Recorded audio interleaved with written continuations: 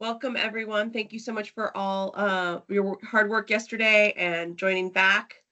We'll go ahead and get started. I just wanted to pull up the workshop charge that Charles shared with us again, and now it's vanished for me, Maria. Curious. Well, I should have it committed to memory. Did your screen stop sharing? There we go. There we go. All right. Hopefully everyone can see the slides and be reminded of our charge here. So again, to raise awareness for the AOP community efforts, I think that we're all here to see the AOP community move forward and increase alignment and collaboration with our biomedical knowledge base and ontology communities. And lastly, to answer any questions provided by as a forum for existing and future efforts. So the next slide is just our agenda for today. And we're going to switch things around a little bit. Alex Tropsha can't join us today. Unfortunately, he's on travel, but luckily we'll be able to hear from Nisa in his place. And we'll start with with Jim, as we just discussed a little bit. And then I wanted to bring up our next slide just to remind you all that we have organized a social event. And we mentioned meeting at Boxcar, but I think given the rain scheduled today, we're going to move that to Tobacco Wood Brewing. So we wanted to just make sure you all were aware of the location. And if you are here in RTP and can join us, we would love to see you. So with that, I will hand things over to Jim and we can get started. Okay, hi, I'm Jim Balhoff. I'm at RINC at UNC Chapel Hill, and I'm going to be talking about GoCams and some work we've done on representing AOPs as GoCams. So, so first of all, the next slide, please. Thanks. So GoCam is a project as part of the gene ontology, which is something that I work on. And a lot of people are probably familiar with Go, but just a quick overview, it's a structured representation of biological knowledge, primarily of like the action of genes. And it's kind of got a class hierarchy and also, various other relations representing the terms. So things like part of and regulates.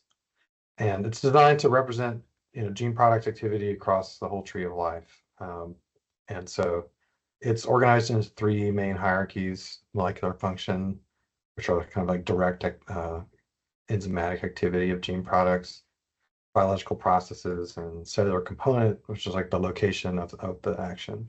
So next slide, please. And so, traditionally we have these standard Go annotations. So we have a large knowledge base of gene products connected to Go terms. And so here on the left, you can see the white boxes are molecular function terms, and the green one is a cellular process. A cellular component, and the light blue ones are biological processes. And so we're just saying that this gene NED4 is involved in all of these things. It acts in the nucleus, and it has an RNA polymerase binding activity. And so here, like, all the interesting semantics is in the ontologies. The ontology is this big structured terminology, and then you connect a gene like NED4 to one of the terms, and then that kind of connects it into all the knowledge that's encoded in the ontology, and then other genes are connected to related terms or to the same terms. So next slide, please. And so, more recently, we've been working on these things called causal activity models. And so this is a much more structured model of gene activity. So these are, a lot of the same terms from the previous slide, talking about what NED4 is doing. But here we see like it has a ubiquitin protein transferase activity, and it's kind of explicitly saying that that's part of this broader cellular response to UV. And that activity is occurring in the nucleus. And so, because a particular gene product might have multiple different activities, and then you say that, it's active in the nucleus. So here we can say, which one is occurring in the nucleus. So And then specifically, this activity of NED4 is directly negatively regulating the RNA polymerase activity. So it's more structured and more fine-grained. Next slide, please. And so we have kind of a little model for how to build these. It's on the left. And so in addition to the Go terms, which are in the traditional standard annotations, we can also incorporate other ontologies into the model. So like the location could be a cellular location, but then you could say that is also, in the liver or in a particular cell type, and the same thing incorporate during different biological phases. So in this annotation tool called Noctua that Go uses, the gene ontology is loaded, but it's also combined with all these other ontologies, the Ubron anatomy, cell ontology, Kebi chemicals, and then the regulation, or the causal relations are specified by the relation ontology. And so as you can see in this little model here that's saying that this lipid biosynthetic process is happening in the liver. So that's an Uberon term. Next slide, please. Sorry. Yeah. Okay, and so just in some specifics of how GoCam works, it's built in the same kind of logical framework that we use to create the ontology. So that's OWL, the web ontology language. And so these are just little knowledge graphs that are extending the ontology. And to be specific, like the ontology is made up of classes, which are general concepts. And then so the GoCam instantiates different classes. So that's like the white boxes at the bottom. It's like a particular instance of a gene that's working in a particular instance of a cell. So this allows for context-specific relations. So you might be aware that like if we add some relation in the ontology to GTPase activity, like that relation has to be true for every instance of GTPase activity. So the relations in the ontology are kind of globally true. And so these models are more about particular contexts. And so working it out, let's just check logical consistency with the ontology, and also you can do queries using the semantics of the ontology. But really, this is all implementation details, and having people write in OWL directly is really a bit too free form. So next slide, please. And so on the left is kind of like the original version of our editing tool. It's just completely free, and so people end up making some pretty complicated graphs in there. And so what we have moved to more recently is something more structured. And so there's a newer visual pathway editor with some different workbenches in this Noctua tool. And so that one is much more focused on kind of keeping people like building these activity units that are linked by the causal relations. And so next slide, please. Next slide, Jenny, thank you. And so to kind of continue in that, adding a bit more constraint, we are developing this. Oh, sorry, previous slide. The link email. Is it not showing? There, yep, thank you. Okay. So we're building this LinkML model for GoCam. So I think Sierra mentioned LinkML yesterday. And so it's a general modeling language, but it interacts well with ontologies and linked data. And so this is under development, and it kind of codifies the structure that's sort of in that visual pathway editor. And this kind of provides a more predictable structure that bioinformatics applications can use and users. And but still, we can kind of get that OWL functionality just by transforming it. And maybe if we want to run the OWL reasoner or something like that. And so on the right is just a picture of the sort of schema that's being developed for this the GoCam model. So next slide. Is it not showing? There it is. Okay. Okay. And so I'm just going to switch gears now and kind of mention how this ties to AOPs. So as part of the biomedical data translator project, which RINC is involved in, we had a project to bring GoCams into that. So data translator is a sort of large knowledge graph based question answering system, brings together lots of knowledge sources into this graph and standardizes them with the BioLink model, which Sierra talked about as kind of an organizing principle. And then, most of the knowledge sources refer to different biontologies to kind of provide a standard vocabulary. So we thought it makes sense to bring GoCams in as one of the knowledge sources. So we developed the transformation pipeline to kind of go from that OWL model into the sort of property graph system that Translator uses. Next slide.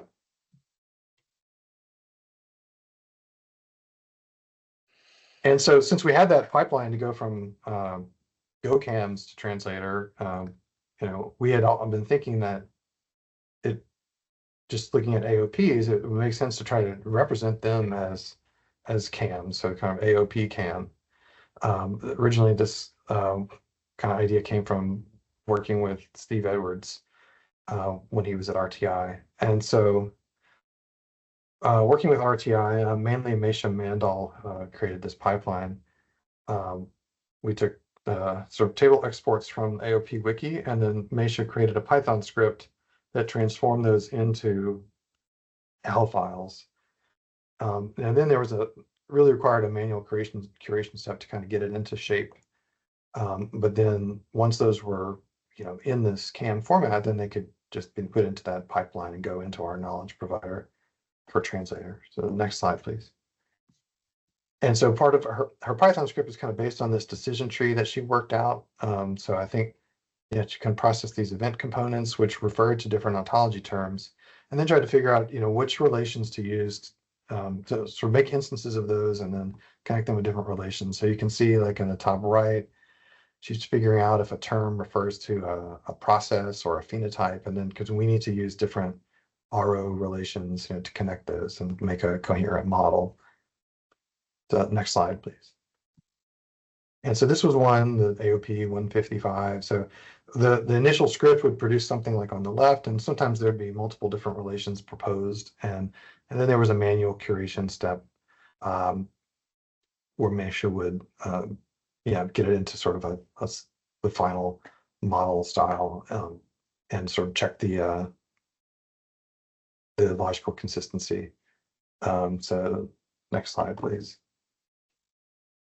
Okay, so this is the last slide. So as far as GoCams, if you're interested in looking at them more, you can browse at Noctua. So that's the first link. That's the annotation tool that the contributor groups use to make their annotations. So the different model organism database communities.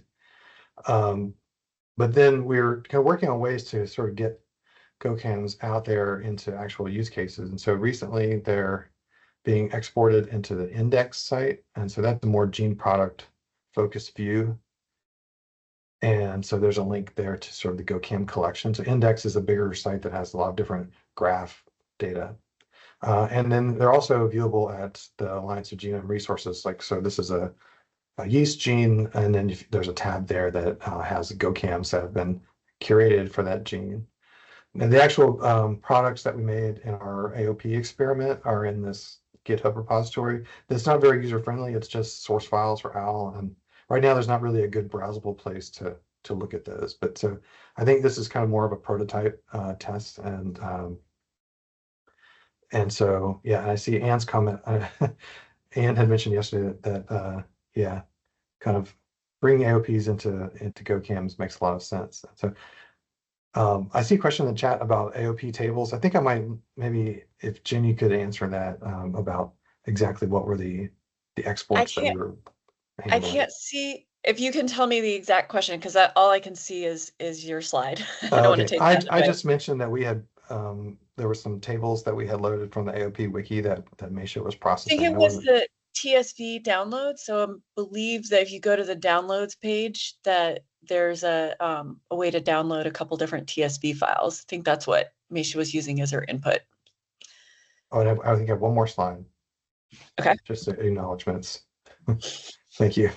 Mm-hmm. So yeah, really this sort of was the idea from Steve Edwards originally, and we were talking about GoCams and wanted to try this conversion. So thank you.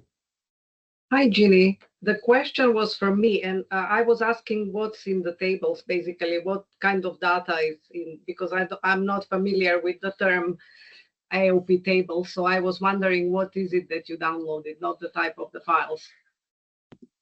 Yeah, I can put a link in the chat. Okay. So I think I'm next. I'm Kira Fecco. I'm founder and CEO of Copperline Professional Solutions, and I'm a research affiliate at RENC. Maria, thanks for sharing my slides. So I don't think I need to necessarily, what I'll be talking about, if you want to go back one slide, is RoboCop.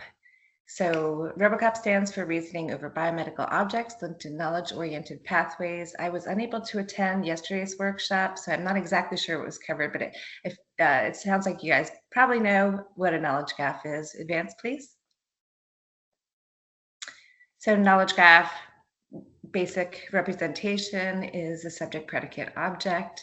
As you all likely know, examples are very familiar. We're all using Google search engine, Wikipedia's central data store, Amazon's product graph. Advance, please. And Jim mentioned ontologies, and knowledge graphs rely a lot or leverage controlled vocabularies, ontologies, and data models. So controlled vocabulary, an organized arrangement of preferred terms, things like mesh keywords that we're all familiar with. An ontology is a controlled vocabulary that also captures relationships between terms. So something like Kebi or Armando. And BioLink model is sort of a core component of RoboCop.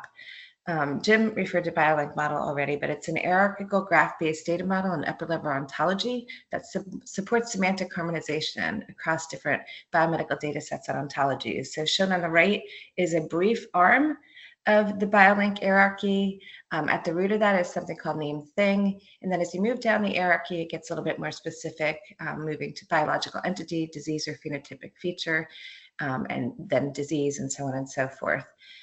It's a computable model, which makes it very nice in terms of its flexibility and how you can represent knowledge. Advance, please. At the core of BioLink model is this concept of associations. And I think Sierra Moxon went into great detail on this yesterday. So I won't go into great detail here, but this concept that's shown here, abstracted, is the basic core of the BioLink model, and it provides sort of the semantic glue to create a harmonized data ecosystem. So if you look at it, you see your core triple in the middle there, your subject, which is the named entity, your predicate, and your object. And you might imagine, for instance, that your subject might be clofibrate, which is a lipid-lowering agent, and whose metabolite is a toxin. And the qualifier in this case could be something like in water. And your object may be something like fibrosis, and your qualifier may be something like in liver, and so on and so forth. And so you can make these, and a predicate, it could be something like effects, and with a qualifier of causes. So with these kind of associations, you can make very eloquent assertions, and they're all computable. And so it's a really nice model for representing knowledge. It's become widely used in the biomedical knowledge graph community as well. Next slide. So RoboCop, which I'll get to the RoboCop graph in the next slide, I believe, but it leverages both BioLink model and a variety of tools. So BioLink model provides sort of the semantic harmonization across biomedical entities, but we have a bunch of tools that we've developed as part of the translators, this program that Jim mentioned. There are two of them that are kind of key, are called Node Normalizer and Name Resolver. So Node Normalizer takes a query and returns equivalent queries, and you can see that sort of here. This is a screenshot. These are the Open API Swagger interface. And then the output is shown on the right there, which I know is really hard to see, but gives you a representation of things. So it takes a query or a compact URI, and it converts it to BioLink model equivalent queries and BioLink model categories. So Node Normalizer and Name Resolver can be viewed as, in some ways, as an extension of BioLink model, but to basically resolve identifier discrepancies as prescribed by the BioLink model hierarchy. So BioLink model has preferred prefixes or queries that are used to represent certain categories, like say chemical entity, for instance. And these tools here, node normalizer, name resolver, are used to basically map to the BioLink model and allow for sort of identifier harmonization, which if you've worked with knowledge graphs is a big, huge issue. Because everyone speaks in different languages and identifier systems. So node normalizer takes a query as an input, name resolver takes a lexical string. And it does, basically they're interoperable. And this is showing you sort of like the Swagger interface, but you can access these programmatically. Next slide, please. The RoboCop KG, a brief schema is shown at a very high level on the right here, with linkages between things like gene and disease and chemical substance and biological process or activity, et cetera. It currently contains about 10 million nodes and about 140 million edges drawn from more than 30 biomedical data sources and bioontologies. As I mentioned, it leverages BioLink and it also leverages these tools, Node Normalizer and Name Resolver, but a bunch of other ones as well. Next slide, please. RoboCop can be accessed, it's publicly available, no login is required via robocop.runc.org. This is just showing you the landing page, or at least a portion of it. If you go to the Ask a Question place, you can build your own query graph, if you will, and then if you go to the Explore the Data page, you can explore RoboCop's underlying knowledge sources. I'm going to walk you through an example of asking a question to RoboCop and in the context of AOPs. Next slide, please. So the RoboCop team was working with an investigator in the Division of Translational Toxicology at NIEHS. Some of you may know him, Scott Auerbach. And he was interested in nuclear receptors and specifically PPAR alpha, peroxisome proliferator activating receptor alpha, and relationships between environmental hazards such as clofibrate, which is, I mentioned this earlier, a lipid lowering agent. It's not as widely used anymore, but its primary metabolite is clofibric acid, which is a persistent chemical and environmental hazard that's found in wastewater and drinking water, lakes, rivers, streams, etc. It's a persistent chemical. And it's also a known activator of PPAR alpha. So the question we used is, can we use RoboCop to suggest an AOP that might explain the relationship between exposure to clofibrate and its metabolite, clofibric acid, and hepatic fibrosis? So in the graph query interface, this is from the RoboCop user interface, we basically just said, what can you tell us that would link in the form of a high-level AOP, clofibrate, and hepatic fibrosis? Next slide, please. We specifically asked it, and I know this is a busy slide, in the context of a model that's basically a very detailed AOP that was put forward by Kim and Lee in 2018. They call it the multiple parallel hit model, but in essence, it's essentially saying exposure to environmental factors such as diet or metabolic factors such as obesity increases free fatty acids, which then activate PPAR alpha, being the primary ligands of PPAR alpha, and liver metabolites in hepatocytes, which then cause an inflammatory response in Kupffer cells, which then leads to a fibrotic response in hepatic stellate cells, and then leading eventually to hepatic fibrosis. So what we asked is, in the context of this clofibrate exposure, PPAR alpha activation, liver damage context, can we use RoboCop to basically replicate portions of this model? Next slide, please. And this is just showing you an example answer subgraph. And so the answer is yes, we could use RoboCop to build up an AOP. And so if you read it sort of from left to right, this is basically a screenshot that was captured of one of the answer subgraphs. And if you try to read it, it says that clofibrate affects or increases expression of, so that would be a more nuanced assertion from BioLink model, like a qualified predicate of PPAR alpha. And that was an important link to establish because it's a known fact, right? So we really were happy to see like that we could replicate something that's known. So that's kind of important and a key finding here. And then that clofibrate also occurs together in literature with. And this edge, so the first edge on clofibrate affects PPAR alpha or increases expression of, was derived from actually 13 different edges, which are shown there. It's hard to see them, but I listed them on the bottom. Some of them increases expression of, increases activity of, et cetera. So CTD, Hedionet, Pharos, et cetera.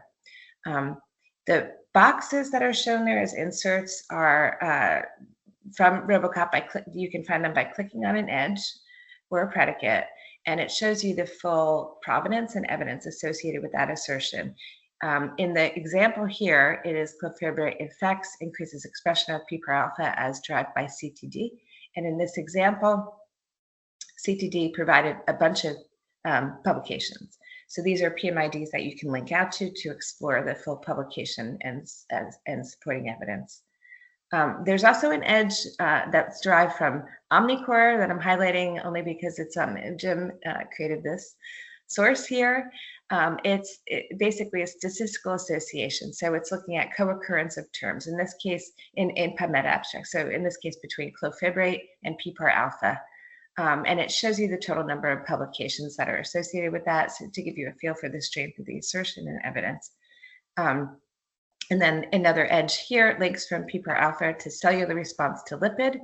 And it's asserting that PPAR alpha is actively involved in the cellular response to lipid. It was derived from Hedionet. And an edge between that and CCL2, a chemokine, asserts that cellular response to lipid actively involves CCL2. And then finally, we have a link between CCL2 and hepatic fibrosis, which is saying that CCL2 is genetically associated with hepatic fibrosis. And so this is down at the bottom is showing you a link between PPAR alpha and hepatic fibrosis, again derived from Omnicore. And so Omnicore, just real briefly, is also used by Robocop, and it's scoring and ranking of answers. So it's Robocop scores and ranks answers based on the strength of publication support, primarily as derived by curated knowledge sources such as CTD, which provide that publication support, and secondarily by Omnicore. Next slide, please. So if we want to jump to our conclusions here, yes, we were able to use Robocop to derive at least a portion of the model. We did not derive everything in the model, and there's a few known gaps that I've highlighted here, but which we're addressing now. We published this stuff, these findings pretty recently in Frontiers of Toxicology. But essentially, we did show that clofibrate increases the expression of PPAR alpha, which is actively involved with the cellular response to lipid, which also involves CCL2, which is genetically associated with hepatic fibrosis. So we essentially made that link initially between clofibrate and PPAR alpha, which was critical to show that we could validate what's known.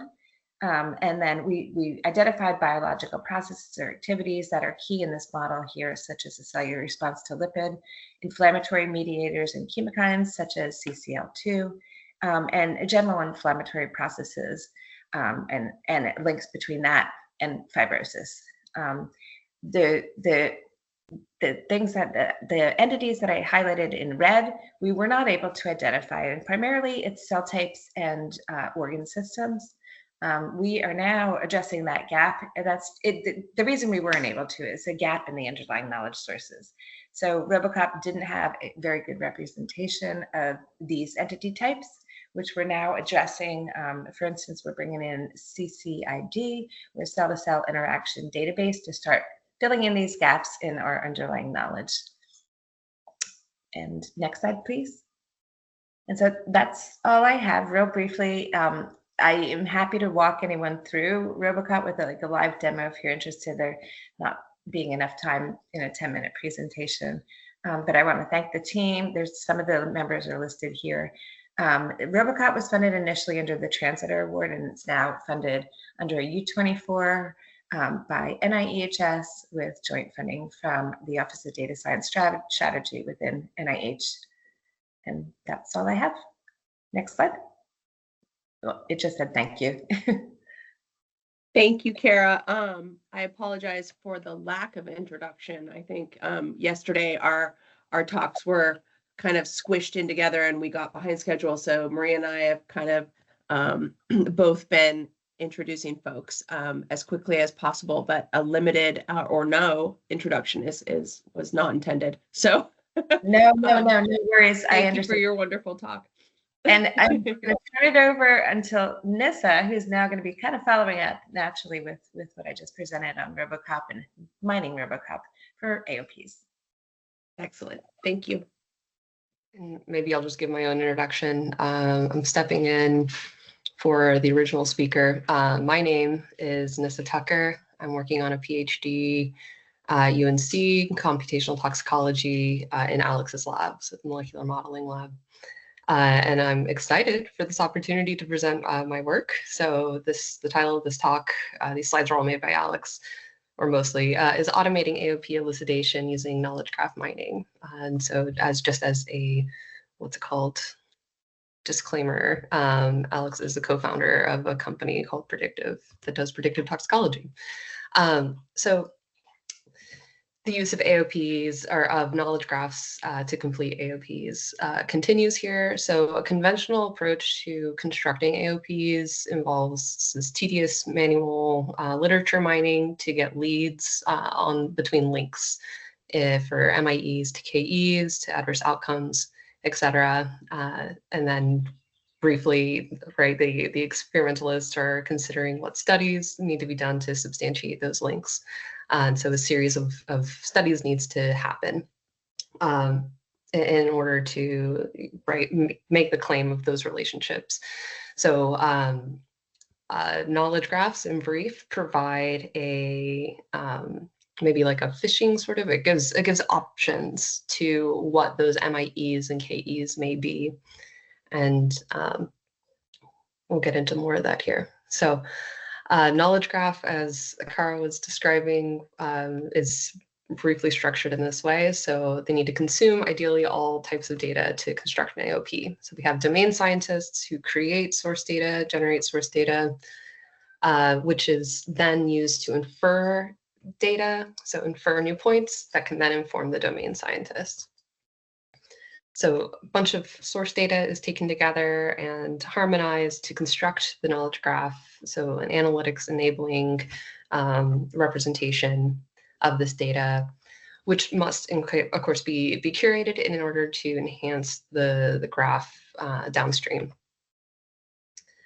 And there are some techniques that need to be done to make this more efficient, the querying of a knowledge graph. So there's a compression step, and then last, the completion step. So here is where the inference component comes in. So looking at what new triples are present when the graph is integrated from data sources, constructed, curated, and completed. And there's, of course, types of knowledge graphs, so some domain or task-aware knowledge graphs I'm sure we're all familiar with.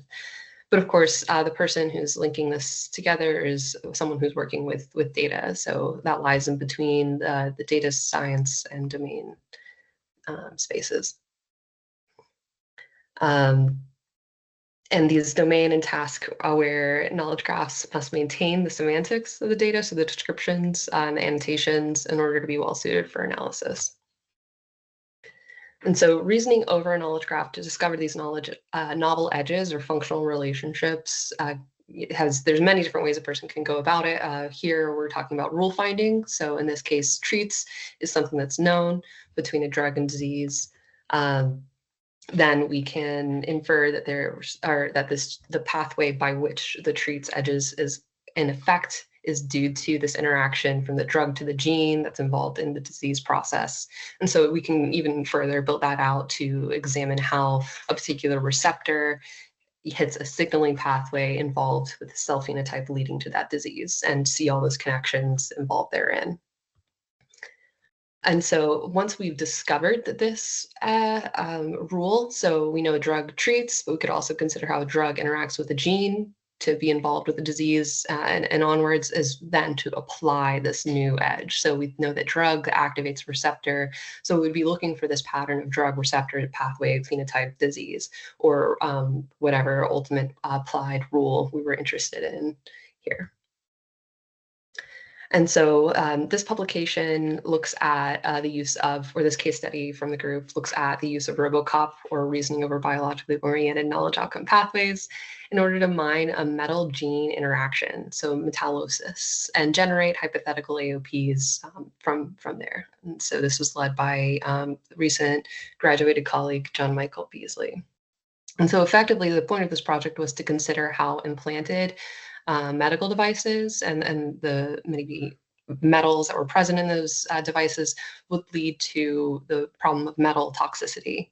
And so we look at the species, the name of chemical entity, so what the RoboCop knowledge graph would recognize those metal species as specifically. As you can see, one, like titanium is a 1-to-1, but cobalt is like 1-to-6 or 5. And then the disease descriptions also can have some variation associated with them, depending on what that particular chemical entity leads to with toxicity. So I think there's something covered up there that maybe says like questions. So we query the graph, this RoboCop graph, which you just kind of looked at, and then generate the putative AOPs. So something that leaks, the interaction here would be like the MIE, leading to a biological process activation, cells, et cetera, downstream to our adverse outcome. And a major finding from this study was how cobalt may contribute to the congestive heart failure, chronically upregulating its HIF-1A expression. And so this triplet here has independent links between the 3 nodes, but no complete overlapping description. So there was no source that described the 3 of these in tandem. So overall hypothesis was not described previously in literature, but we can describe what likely pathway is the cobalt impacting HIF-1A. Either through just ROS generation or these specific signaling pathways in the ultimate contribution to congestive heart failure. Yeah, and the major point there being that RoboCop could identify this triplet as all being connected, even though there's no connection existing between the 3. So activating the signaling increases ROS, induces HIF-1A expression that under normal oxygenation is linked to heart failure. So there's an example of how RoboCop was used to infer this linkage and describe the process by which that genetic relationship is impacted by cobalt. And so the work that I've been focusing on in my PhD is calling Radish, or RoboCop Assisted Discovery of In Silico Hypotheticals. So it's continuing to explore and use these knowledge graphs to derive AOPs. And I started at the perspective of how do we first, like, what are we going to believe that this tool can actually do, is to then first validate RoboCop by benchmarking it against AOPs. And in my post-bac work, I was working with Brian Chorley at the EPA, looking at in vitro models of fatty liver disease. So when I came to the more computational space, I wanted to continue that domain expertise. So I'm looking at fatty liver disease. So the first step was to extract AOP events and relationships as the gold standard to benchmark RoboCop against. Then I query RoboCop for the presence of each link event bundle. And then the next step is to then maybe generate AOPs using RoboCop. So what components within query answers are essential? So that rule application idea that we saw earlier. And then to identify what components, so what key events that would be proposed through RoboCop's reasoning for maybe experimentalists to follow up with in building AOPs. And last, I'll end on this thought later on in the presentation, is just what exists in RoboCop that annotates this data that leads to an understanding of causality. So if we just zoom in on one MIE for steatosis or fatty liver disease, AHR activation, Here I have screen grabs of the number 57 AOP, where we look at all the events. And then there's the network view on the right. But effectively what I did was to copy these into a table, extract just the gene that was of interest, run AHRs related to a gene that's related to fatty liver. And then from there, the query builder linked here exports a gene list. And so then I just match the AOP to the gene list. And I have a little bit more information about that here. So this just small screen grab of what I was looking at takes AHR, the genes involved, and then a score generated by RoboCop, which we can assume is just like the most to the least substantiated within the knowledge graph.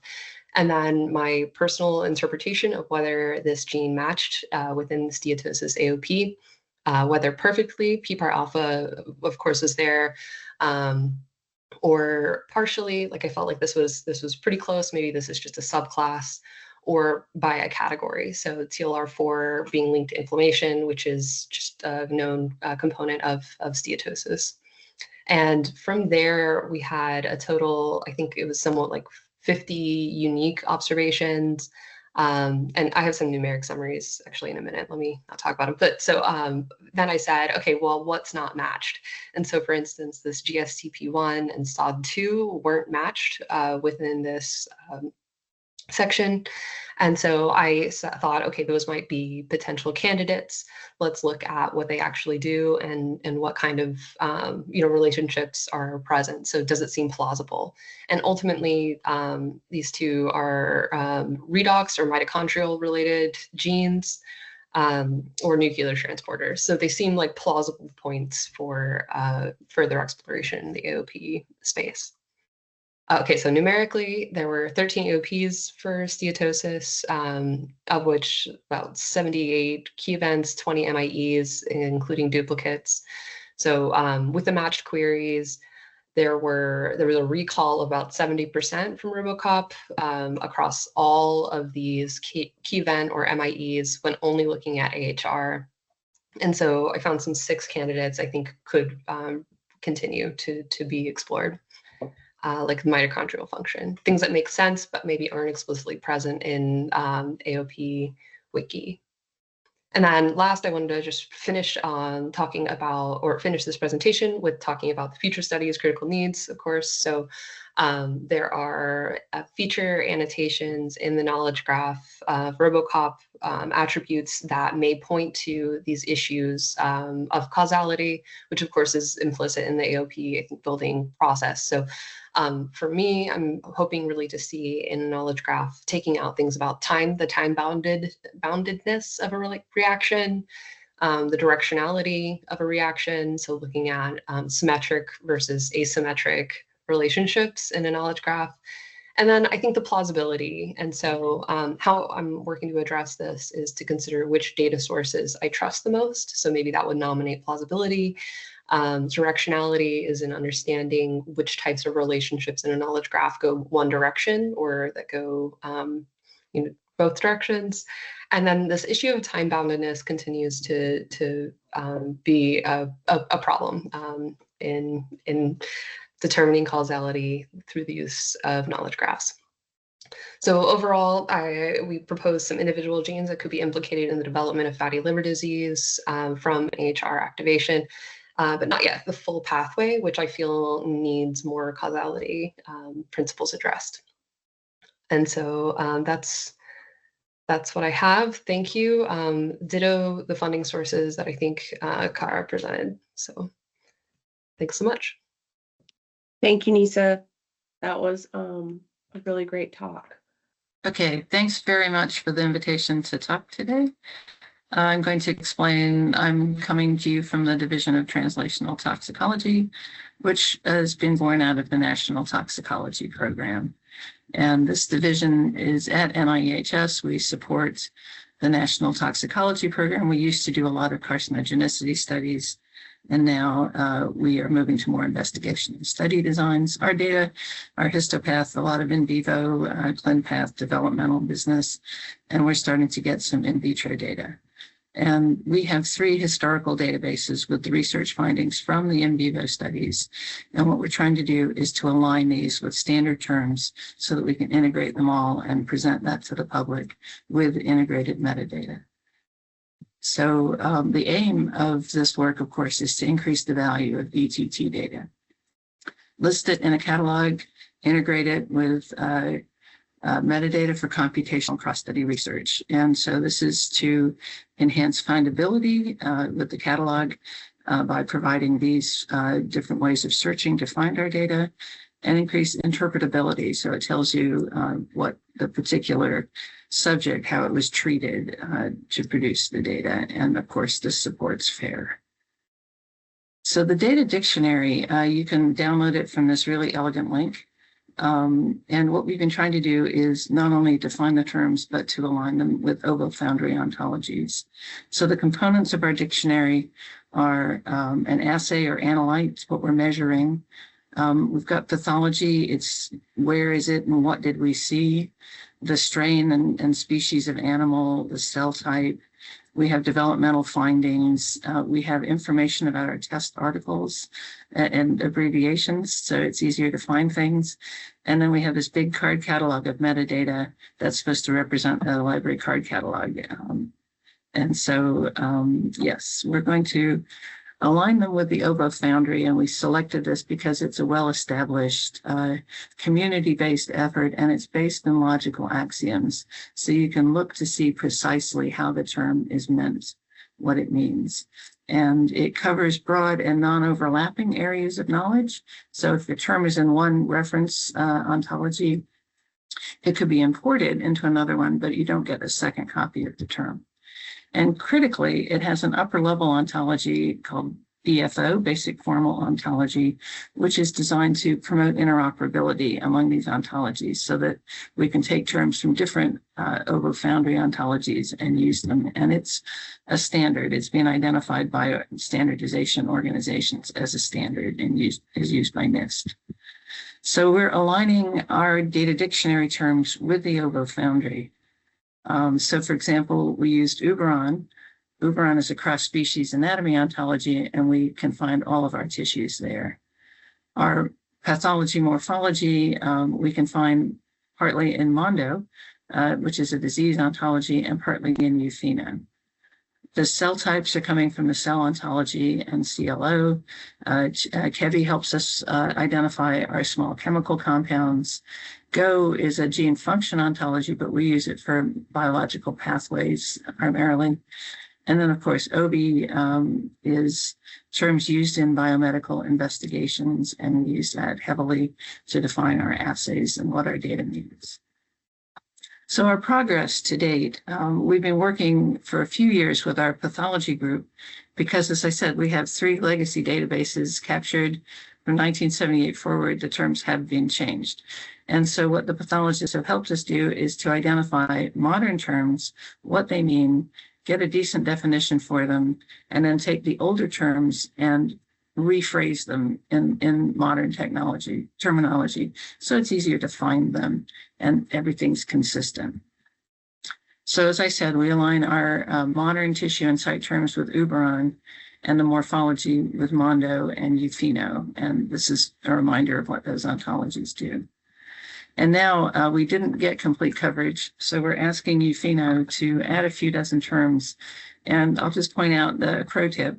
You want to get a pro to help you. So Lee Carmody has a lot of background and contacts with Eutheno in the ontology world, and she's been making it very straightforward for us to phrase the request in a way that makes sense to both us and the ontologists, and it's been accepted moving forward.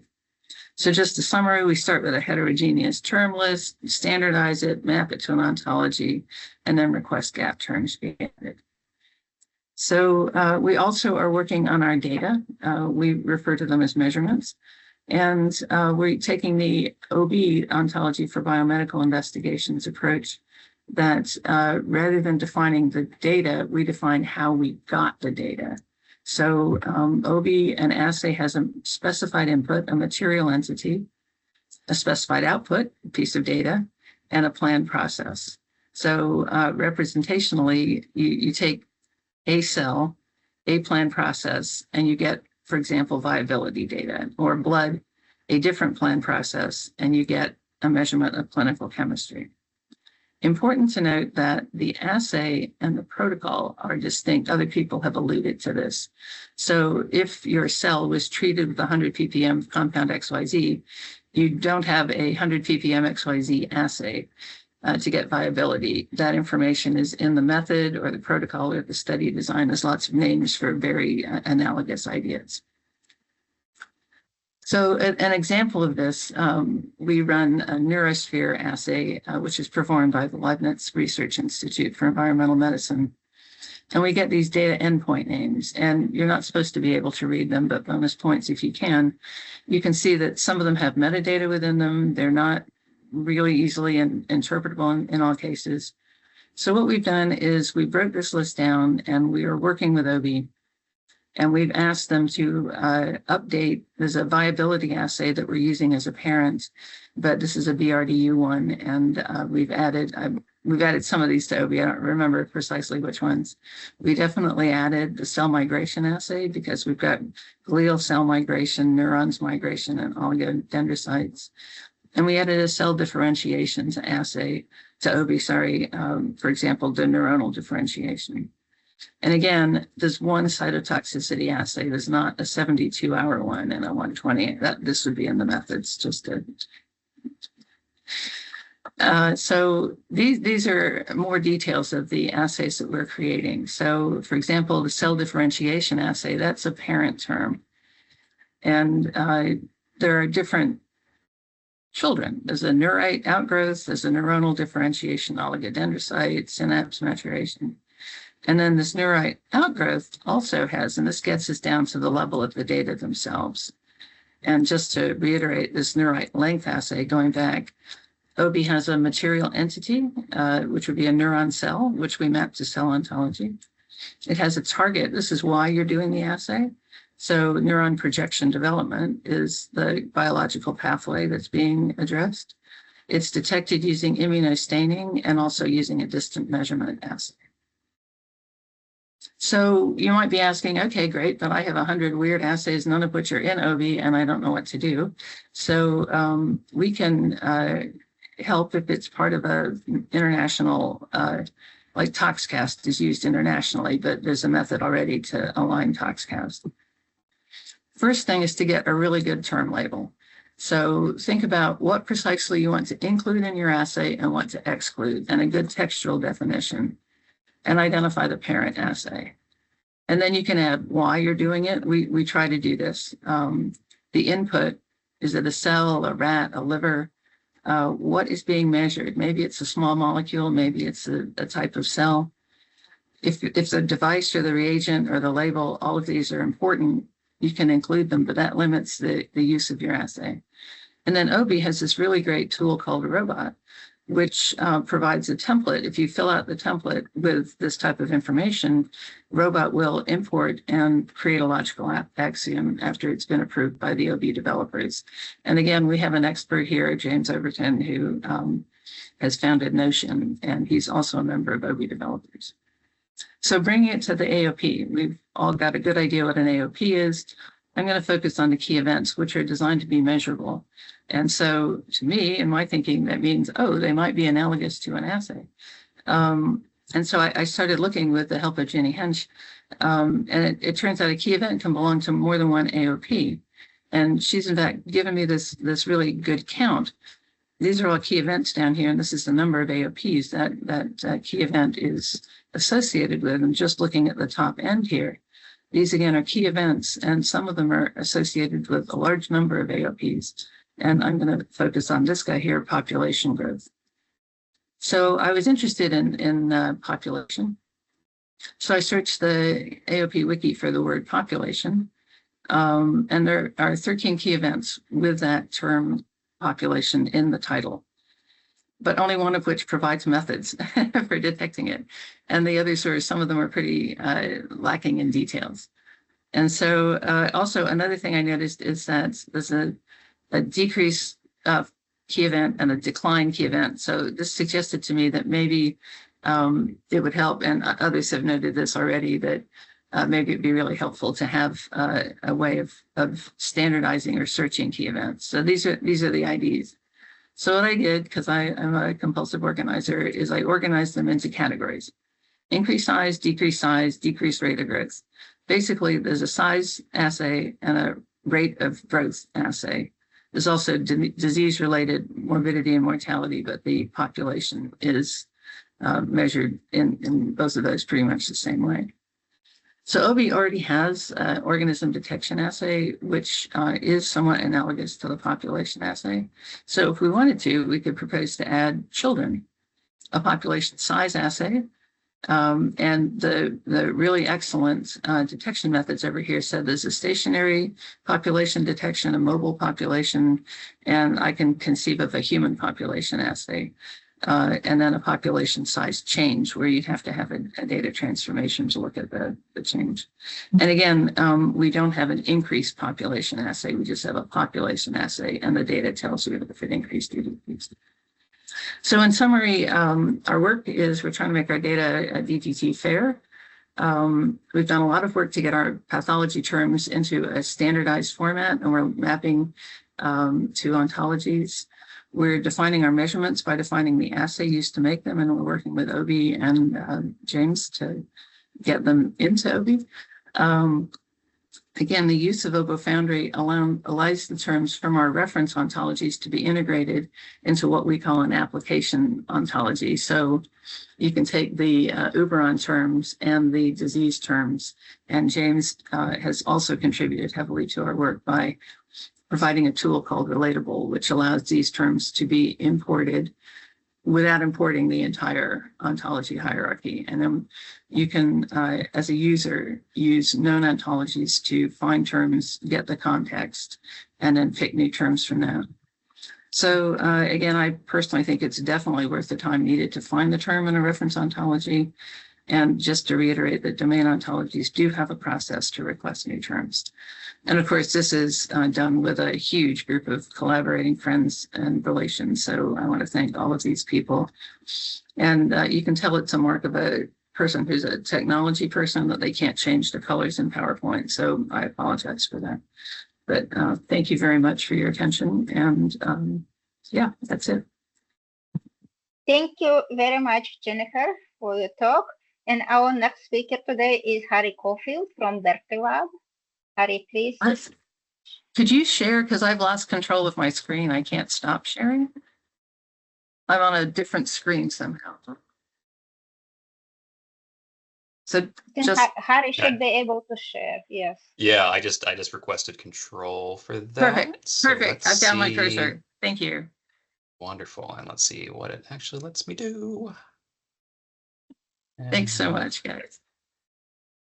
All right, I think there should be a set of slides visible. Please let me know if they are not. You're good, yes. Okay, looks good to me. All right, well, I'll just jump right in here.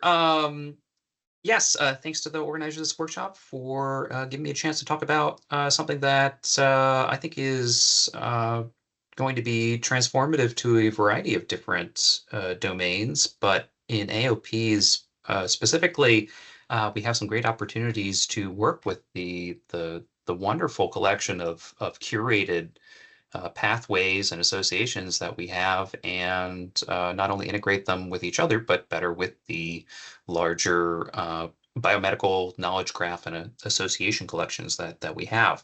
We've heard some great examples of that.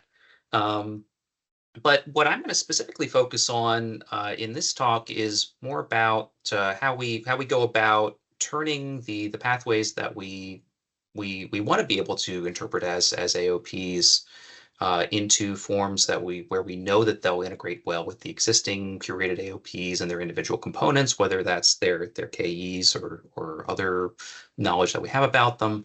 And then further, we're enriching them with the detail available for each AOP, even when new observations become available from literature. We've heard many instances where we can do that for across different domains and different use cases, but what I think is one of the really critical details here, and something that certainly came up quite a bit yesterday, is about structuring their provenance and evidence in ways that are compatible with graph machine learning and AI methods. Now, since I've gone and invoked AI, you can probably guess that I think this might be a job for large language models, and in fact, I do.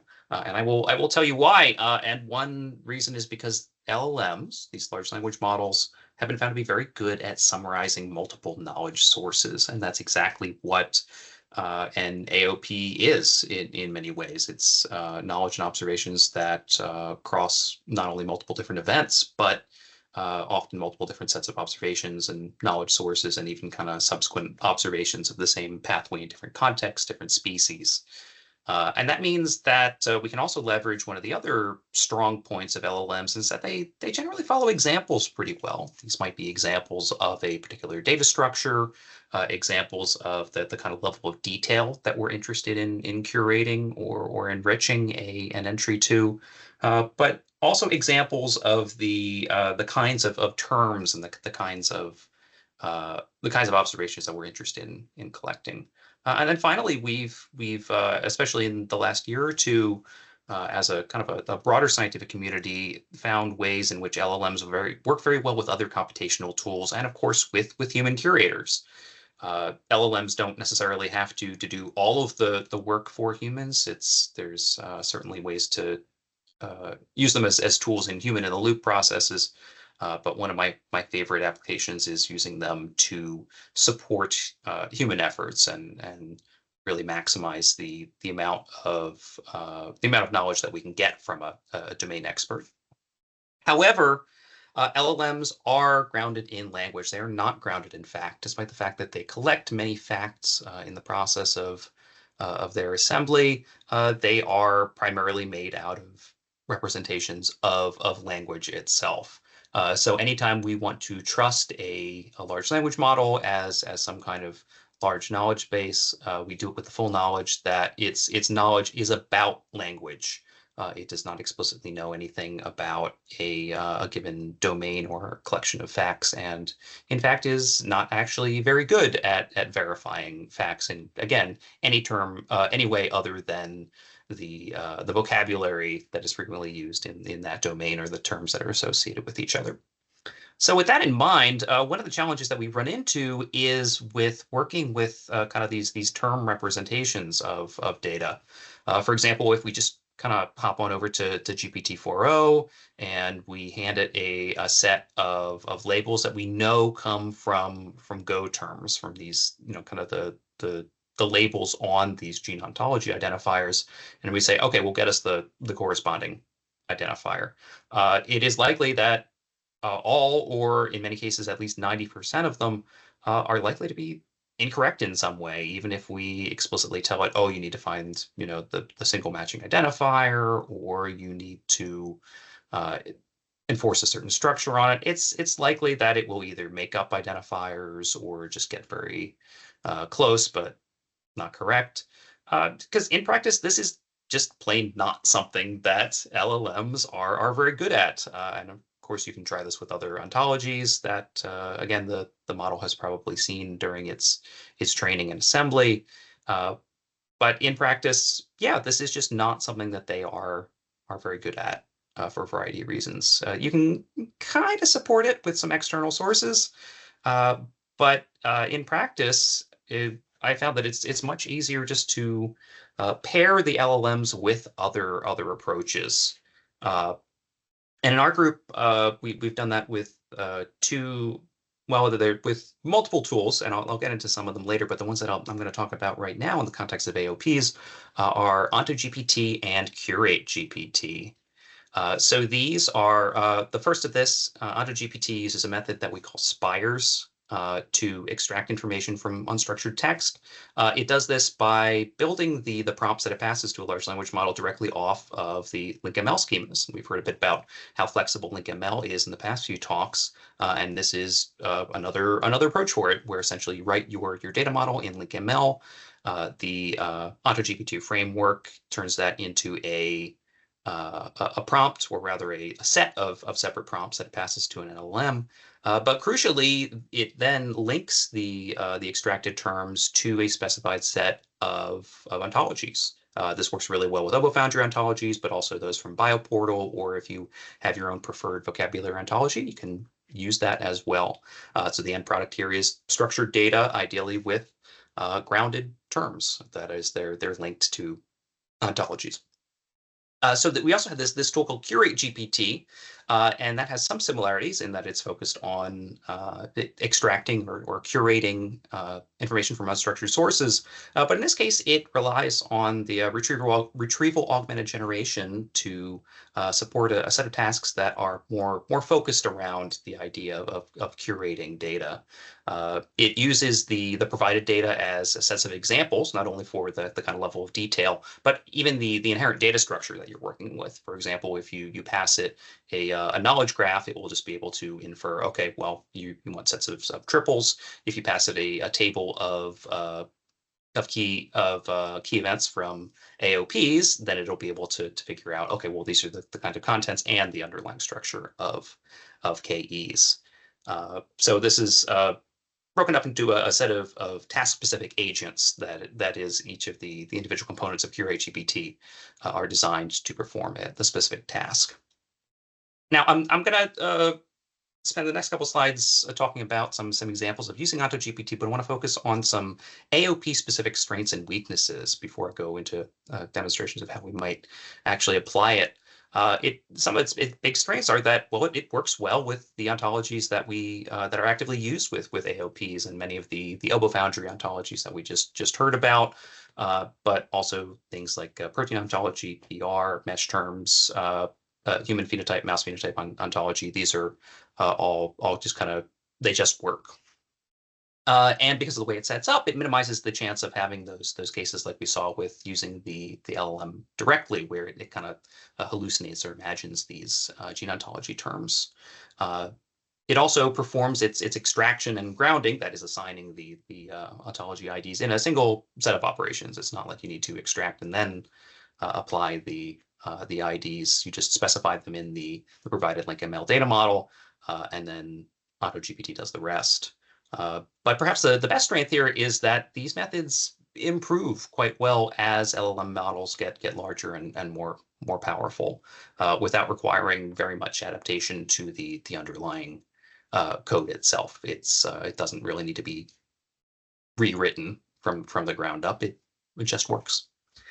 Now, some of the weaknesses specific for application to AOPs are that, well, the schemas that you use may not be completely identical to the data schemas that are best for representing the data or accessing in a structure. For example, if we just go to the AOP wiki and grab the schema off of there, it's not quite ready to use. It does require some adaptation to be more appropriate for AutoGPT's extraction purposes.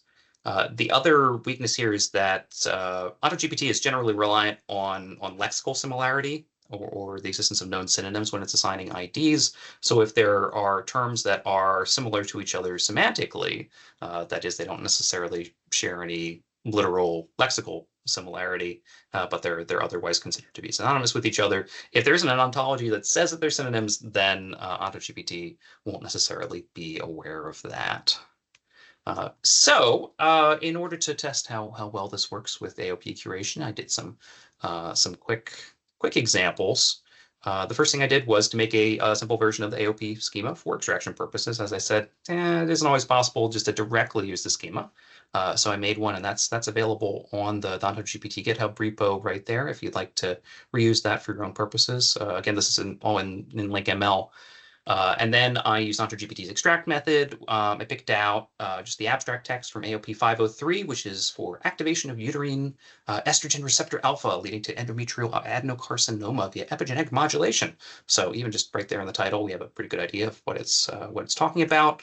I used a model, the model Llama 4 Scout Instruct. As at the Berkeley Lab, we have a service called Seaborg that gives us access to some local models just like this.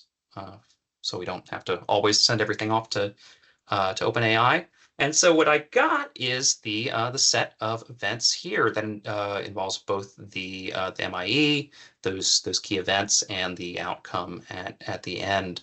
And in the interest of time, I'm not going to go into a lot of detail here, but I will say that in general, these are very similar to what the existing events are for the the official version of the AOP here. But the critical detail is that in some of these cases we can ground the terms, even in cases where the terms as they're provided in the AOP haven't been grounded yet. Now I'm aware that there's other tooling for this, but one of the challenges that was identified yesterday was that there's not necessarily a lot of alignment between those. So I'm seeing this as a way where we can identify some kind of points of similarity, because if we're all using the same vocabularies or even the same sets of vocabularies, then we have more chance for harmonization both across different tools and different representations of what would otherwise be the same AOPs. But yeah, feel free to get in contact with me if you'd like to try this on any other AOPs or even things that you'd like to be AOPs. So getting back to Curate GPT, as I said, this is more of the retrieval augmented generation tooling. And the strengths here, specifically for AOPs, is that this indexes data using the LLM's own embeddings, so we get around that problem with relying on lexical similarity, and it is actually capable of recognizing kind of more of a conceptual or semantic similarity between terms. And that also means you can bring your own data and even your own model. So if you don't have access to a commercial model, commercial LLM API, then yeah, this will work perhaps a little more slowly depending on your hardware, but yeah, it'll still work well. And similarly, it improves as the LLM models get more powerful. However, because this is based on data and examples, it will be limited by the available examples. If you're trying to create AOPs in a new subdomain entirely and don't have a lot of great examples for it already, then it may not work quite as well. Another thing that's less of a weakness and more of just a current limitation is that Curate GPT does not tell you which agent to use, but we're moving towards that point. So in this case, to test out Curate GPT, I went to the AOP wiki, indexed the key event components, and by indexing, I mean I just prepared an embedding representation of the that table just directly as its TSV. I did have to add a header field just to make sure it would parse correctly. And I used the kind of one of the more basic agents in Curate GPT, which is just to search for a term. This doesn't even involve an LLM. It literally just searches the embedded version of the data. So in this case, if I search for something like fatty liver, well, I can confirm that I do get entries that involve not only literally fatty liver, but also things like hepatic steatosis. So this is capable of recognizing, okay, these are terms that are actually conceptually or linguistically similar, not just lexically similar. And I should mention that the subsequent results are generated using GPT-4o. So luckily we have other agents in here as well, like the chat agent, which performs like a traditional chat bot. The difference being in this case, it is directly connected to the data that you have supplied and indexed. So if I ask a question like, okay, which of these key events involve impairment of kidney function? Well, I get a summaried answer, but then I also get links to the specific entries. In this case, the entries that I indexed were KEs. So they each have their own IDs, and it'll provide them to me. I'll say like, okay, well, we have event 759, event 821, and so on. And they the summary that it provides will explain exactly how they are related to kidney function, because some of them are actually, you have to dig into a little bit to realize, oh, well, actually, this is about renal absorption of sodium, even though the title doesn't make that completely clear. But then one of the more valuable for curation agents in here is the extract agent. That's for transforming unstructured text into an entry very much like the provided data set. So if I provide Curate GPT with the whole text of the description for event 1101 or altered amphibian metamorphosis, well, I do actually get an object that isn't too far off from what we'd see in the official entry. Again, if you'd like to try this out yourself, please let me know. But of course, the next step is to work towards more agentic approaches. This means not only refining prompts and models on demand, which is something that isn't terribly efficient to necessarily do by hand all the time, but but essentially to have a higher level computational agent that will be able to understand which kind of tools it should use, which kind of data it should access, and what it should pull from background knowledge where necessary. So we have a framework called Aurelian that's available on its own GitHub repo, linked down there below, that will do just that. It's a set of agents right now, but they're gradually getting more complex. So my question for now is, okay, what does that mean for AOPs? Is there a way that we can design agents that will kind of automate more of the process of breaking AOPs into consistently harmonized versions? So with that, I'd like to thank all the folks in my group and those who have been involved with these various projects. Again, my email and GitHub are on there. So if you'd like a demo of any of these resources, then please let me know. Thank you so much, Harry. And our next speaker is Alan Davis from a comparative toxicogenomic database, North Carolina. Great, thank you. All right, Great. Fantastic. So I'll try and go through this quickly so we make up some time here. I was asked to demonstrate how you can use our database, CTD, to provide environmental chemical content and help inform adverse outcome pathways from the AOP wiki. CDD, the mission of CDD is understand how environmental chemicals interact with genes to affect human health. We're publicly available. We've been doing this for 20 years. We manually curate the scientific literature from PubMed, and we do a very deep curation using fair, controlled vocabularies. And then use a cross-domain integration of these 8 data types to produce a virtual knowledge graph discovery base. We have a team of professional PhD biocurators. As they read the literature, they transform this data into knowledge using, again, these fair controlled vocabularies and structured formatting to curate node-edge-node or subject-predicate-direct-object interactions. And we capture 5 types of interactions: a chemical-gene relationship, a chemical disease relationship, a gene disease relationship, and what we call a chemical phenotype relationship, where we use phenotype with a small p, and these refer to non-disease biological processes, things such as inflammatory response, cell proliferation, apoptosis, cell migration. We actually use the gene ontology as our vocabulary source for these non-disease biological processes. And we as well contextualize these interactions with terms from our anatomy controlled vocabulary. And then lastly, we capture what are called chemical exposure interactions. I don't have time to go into that. It's a module that looks at exposome papers that we curate, getting real world concentrations of environmental chemicals and how they affect different populations. It's a 33 data field statement that can be broken down or compartmentalized into 4 concepts: the exposure stressor, receptor, event, and outcome.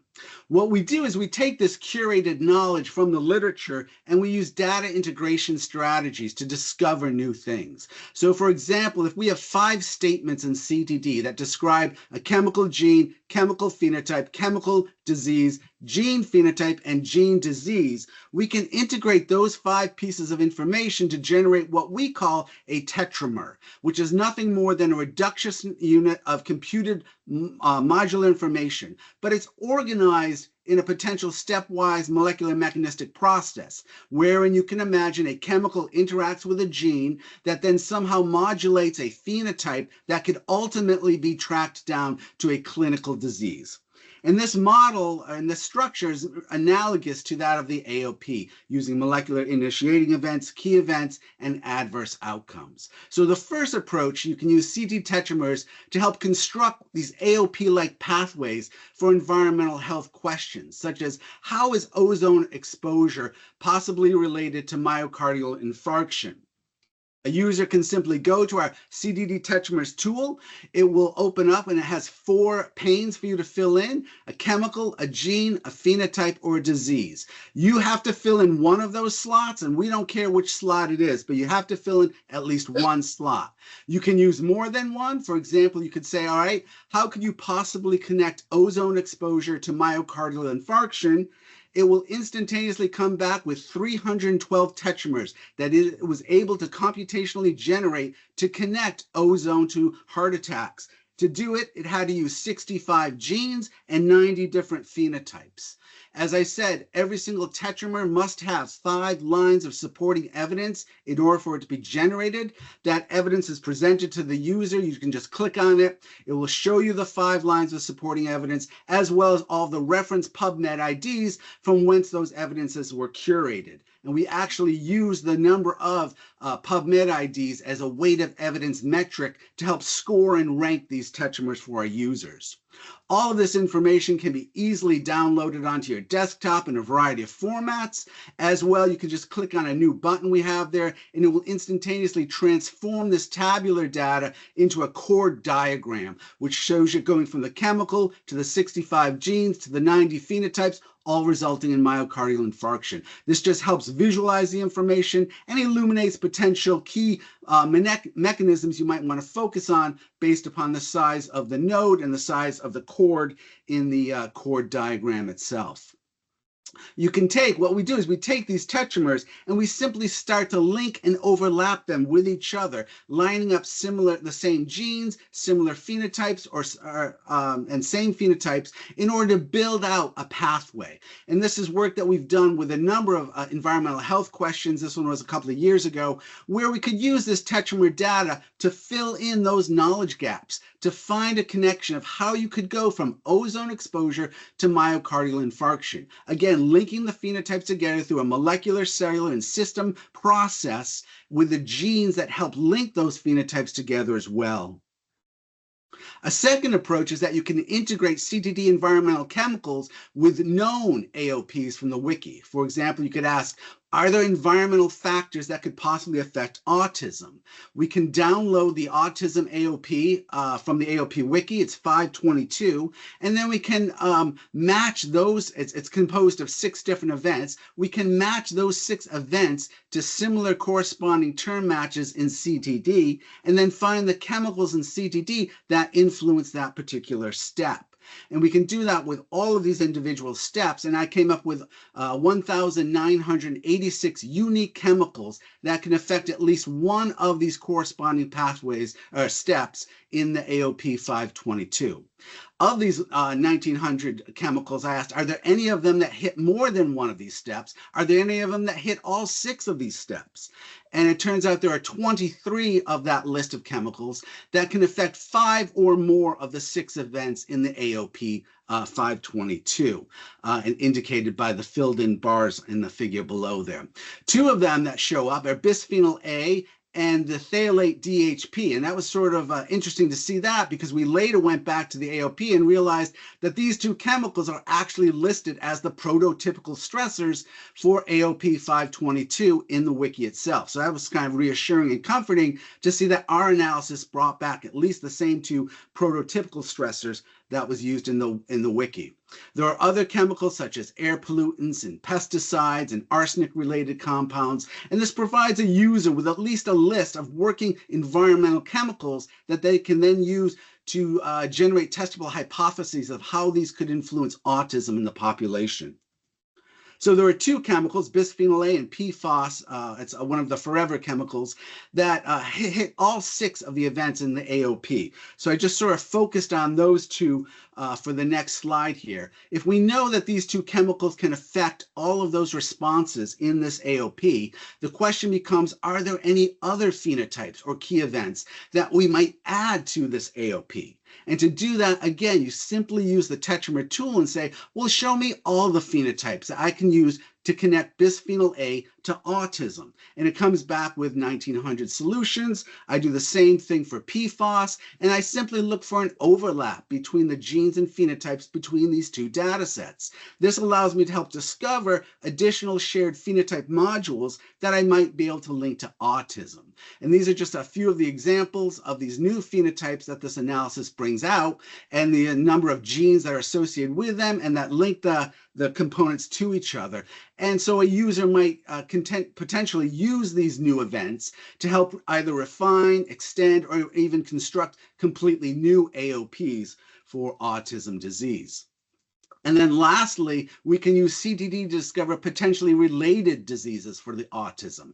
So similar to the prior analysis, but now we're not looking at key events or phenotypes, but we're going to try and find more diseases. So I can take each of these 4 different events in the AOP wiki. Again, I match them to the corresponding terms in CTD, and I simply ask the tetramer tool to tell me what diseases are associated with each of these individual phenotypes. And then through event analysis, I can discover 104 diseases that share all 4 of those same phenotypes. So not only are these 4 steps from the AOP can be linked to autism, but you could theoretically now link them to and interconnect them with additional diseases, things such as intellectual disability, heart disease, and dyslipidemia. And these actually have an increased risk or association with patients that have autism. And as I said, you can use the CTD phenotypes to discover potential additional events to build out these networks. So just a quick take-home point here, CTD tetramers, it's an easy, fun tool to explore computationally linked curated data sets in CTD. The tetramers modular structure is analogous to that of the AOP. For phenotypes, we use gene ontology terms, and that allows us to leverage a lot of the Go features and the interoperability with other databases. So CTD can help you build new AOP-like pathways for environmental health questions. You can identify environmental chemicals that can interact with known AOPs in the wiki. You can provide additional events that can help refine, enhance AOPs, as well as discover shared diseases in order to help construct AOP networks. So again, there's our URL for the database. We are funded by the NIEHS and NNDS. I didn't get to talk about the exposure module, but this is where we curate exposome papers and capture real-world data from populations and organize all of this complex information. We use CTD Core, which is more lab-based data papers, which is getting at the molecules and the mechanistic toxicology, but we use the same fair controlled vocabularies when curating both of these modules, which allows us to now seamlessly link and integrate these 2 different sources. So we can use the exposure content to generate what are called aggregate exposure pathways that go from the stressor, source, exposure medium, exposure levels to the internal anatomical medium and those internal levels, and then link them with adverse outcome pathways generated using tetramer tools and things such as that, allowing you to explore the entire health continuum. All right, so that's all I had to say. I know it was rather quick, but it gives you a nice synopsis of what you can do with CTD. All right. Thank you so much, Alan. That was a fantastic demonstration of CTD capabilities. Now I'm going to share Yulia's slides, hopefully successfully. And Yulia, please take it away. Okay. So thanks for the opportunity to present to you our AI for AOP initiative. I'm here. I don't know if I don't see the full screen of my slides. Are you going to move the slides? Yes, I will move it when you Okay, guide okay, me. okay. There will be a lot of next. Okay, so I'm here for Clemens with her from JRC, who initiated this project with a few like-minded people. And I'm here because he couldn't, and also because he thought I could present to you the challenges we face as I learned a new term, domain scientist, I would say. So these people that develop AOP old-fashioned way. I don't think I have much to tell you because you have all the solutions. I think what I'm gonna do is just ask for your help by presenting what we are struggling with next. So let me tell you about the group. So as I said, Clemens and a few like-minded individuals will collaborate, mainly in time to explore all areas, domains, processes, and workflows in which AI can support, simplify, or speed up the ideation, creation, maintenance, promotion, quality check, and use of AOP. Basically, to enhance the current process of AOP development next and use. And the current process was described previously, so I'm not gonna go through it, but it's very laborious. And next, we want to simplify it, but I want to put from me here maybe something to add to your excellent discussions. What is the purpose of AOP development? Kind of from our point of view as regulators, as policy developers for chemical risk assessment. Basically, we want to next uncover the mechanistic aspects of toxicology next and next. Yes, to increase the confidence in the AOP, in the NAMs, to use them instead of the animal models for which we have confidence now. Next. I want to remind you of the fundamental principles of AOP development, but I want to focus today on the modularity. And the last presentation actually was also, so you've covered everything. I have nothing new to add, but modularity is a very important principle of the AOP development because it allows sharing of key event and key event relationships, so components of the AOPs. And this is not only for resource management, saving resources of the scientists that are involved, but also in developing networks, which is what the previous speaker pointed out, that which are the real world and functional units of predictions of AOs, which is important for risk assessment. And they are living documents, as the previous speaker suggested, you and some before, that they will change and they have to be dynamic to change to incorporate new knowledge and new evidence. Next. There was a talk about the wiki, so I guess you do know what the wiki is, but this is the primary user interface for the developers that provides the systems to organize and structure the knowledge. It is crowdsourcing. It's a wiki base to allow for crowdsourcing, meaning not everybody that develops AOPs are so knowledgeable of the ontologies and coding procedures that you all are. And for that reason, probably the information and data that is currently included there is predominantly in a narrative form. Next. And next important part of the AOP wiki is the handbook that describes how, yeah, go next, it's okay. And next here, we want to basically enhance this AOP development process next by incorporating AI tools and processes. Please, next.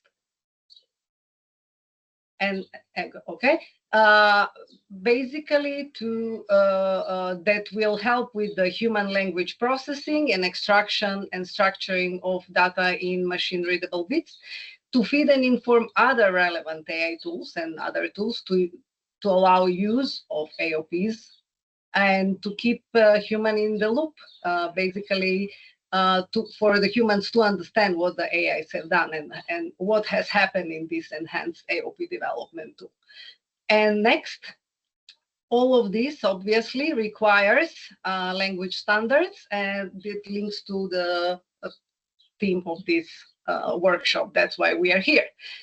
Next. How we plan to explore this in the AI for AOP, basically analyze the processes described in the handbook, identify processes that can benefit from the help of AI tools by developing prompts and incorporating third-party tools. And that's why we are here to present and encourage you to work with us. Next. For your information, this is very simple after your presentations, but this is how the handbook looks that outlines the processes developed for AOP and principles, concept, and best practices. Next. What we have done in the AI for AOP group, actually what Clemens has done is to analyze this handbook and outline about 30 processes that can benefit from AIs, and there are some initial thoughts. Next. In addition, he has asked the ChatGPT to do what he has done, and the ChatGPT also identified, it was asked to identify about 30 processes and how they can, and what are the tools that can be used. Here, just the point that even though the wording is a bit different, there, obviously the processes kind of align. Next.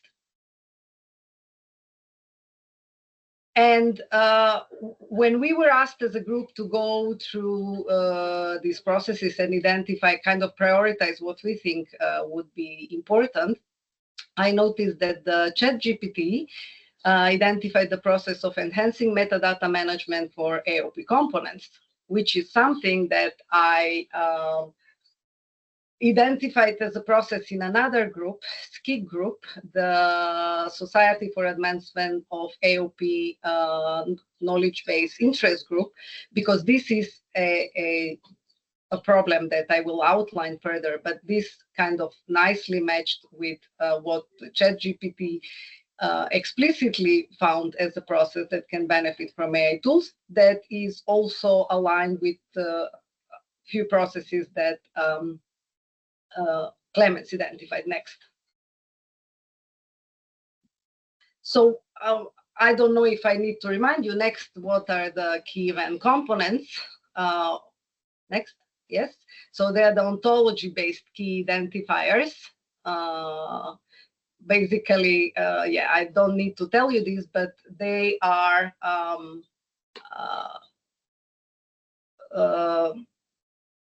structured language identifiers of key events that contain action, process, and object. And also another key event component, biological context, what is the context in which the perturbation occurs. Next, this structured language is taken from, based on this paper, and they're taken from 22 existing ontologies. Next. This is all something you know, but so I wanted to remind you how, or to show you, in case you haven't gone to the AOP wiki to develop an AOP, how this identifier look like in practice. Go. And what is the guidance that, next, what is the guidance that's provided to mere mortal developers? So basically, key ID that's created by the system, title that is free text, that should describe object, process, action, but free text, short name, and level of biological organization. Next and next. Yeah. Taken from the system, and then next, key event components that are basically chosen by the author, by the scientist, from a list drop-down list in the AOP wiki. Next. Next. Currently, these key event components, or KETs, are underused for different reasons. As you will see, most specify wide context, so cell without specifying which, and there are no key event components types at all. Some, very few, specify more specific, more narrow context, like here, oligodendrocytes, and there is one set of triple process object action identifiers. Next.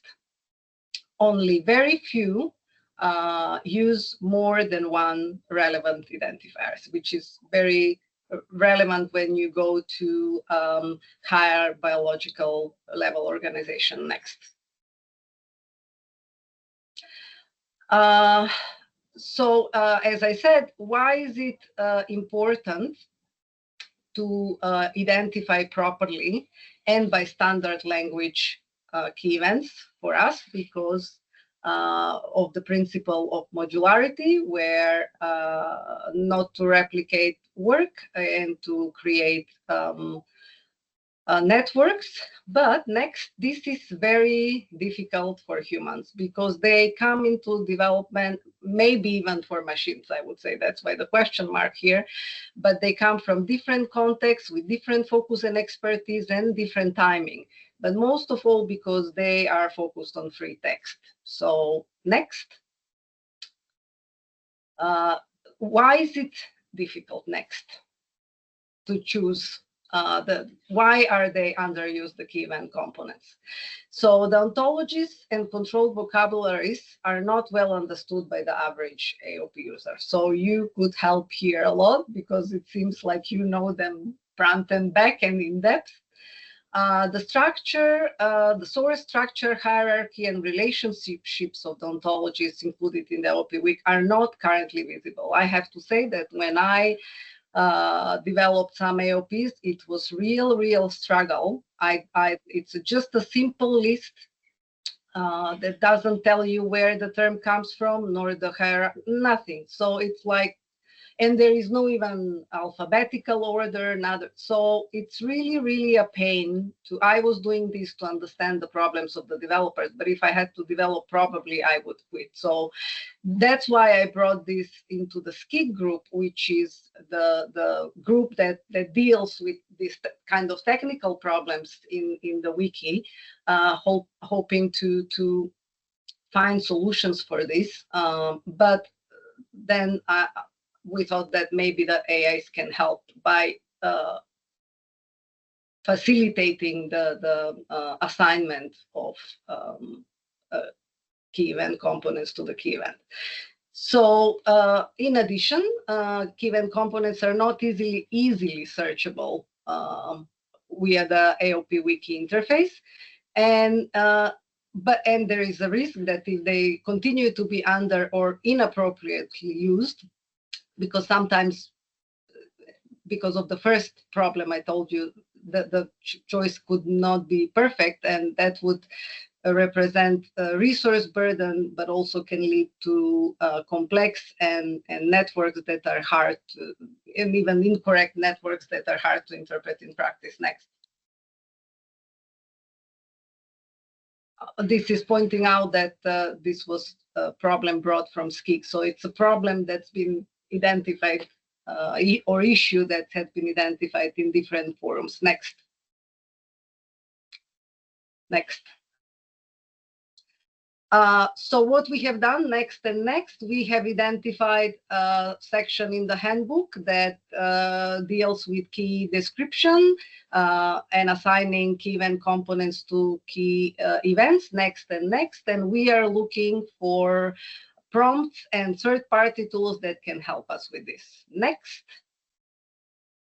And before searching for help, before coming to the AI for AOP, I had a bit of a chat with ChatGPT next, and asked it to identify next the key event component for a key event that we were developing in the CHAO project during the COVID, and it did some nice job. I didn't check the IDs. I was happy to see IDs, but I realized some of them, especially in another example, they're invented. But next. So this was disappointing, obviously, but next, Jennifer helped to offer to help with these efforts, or maybe use different tools. Next.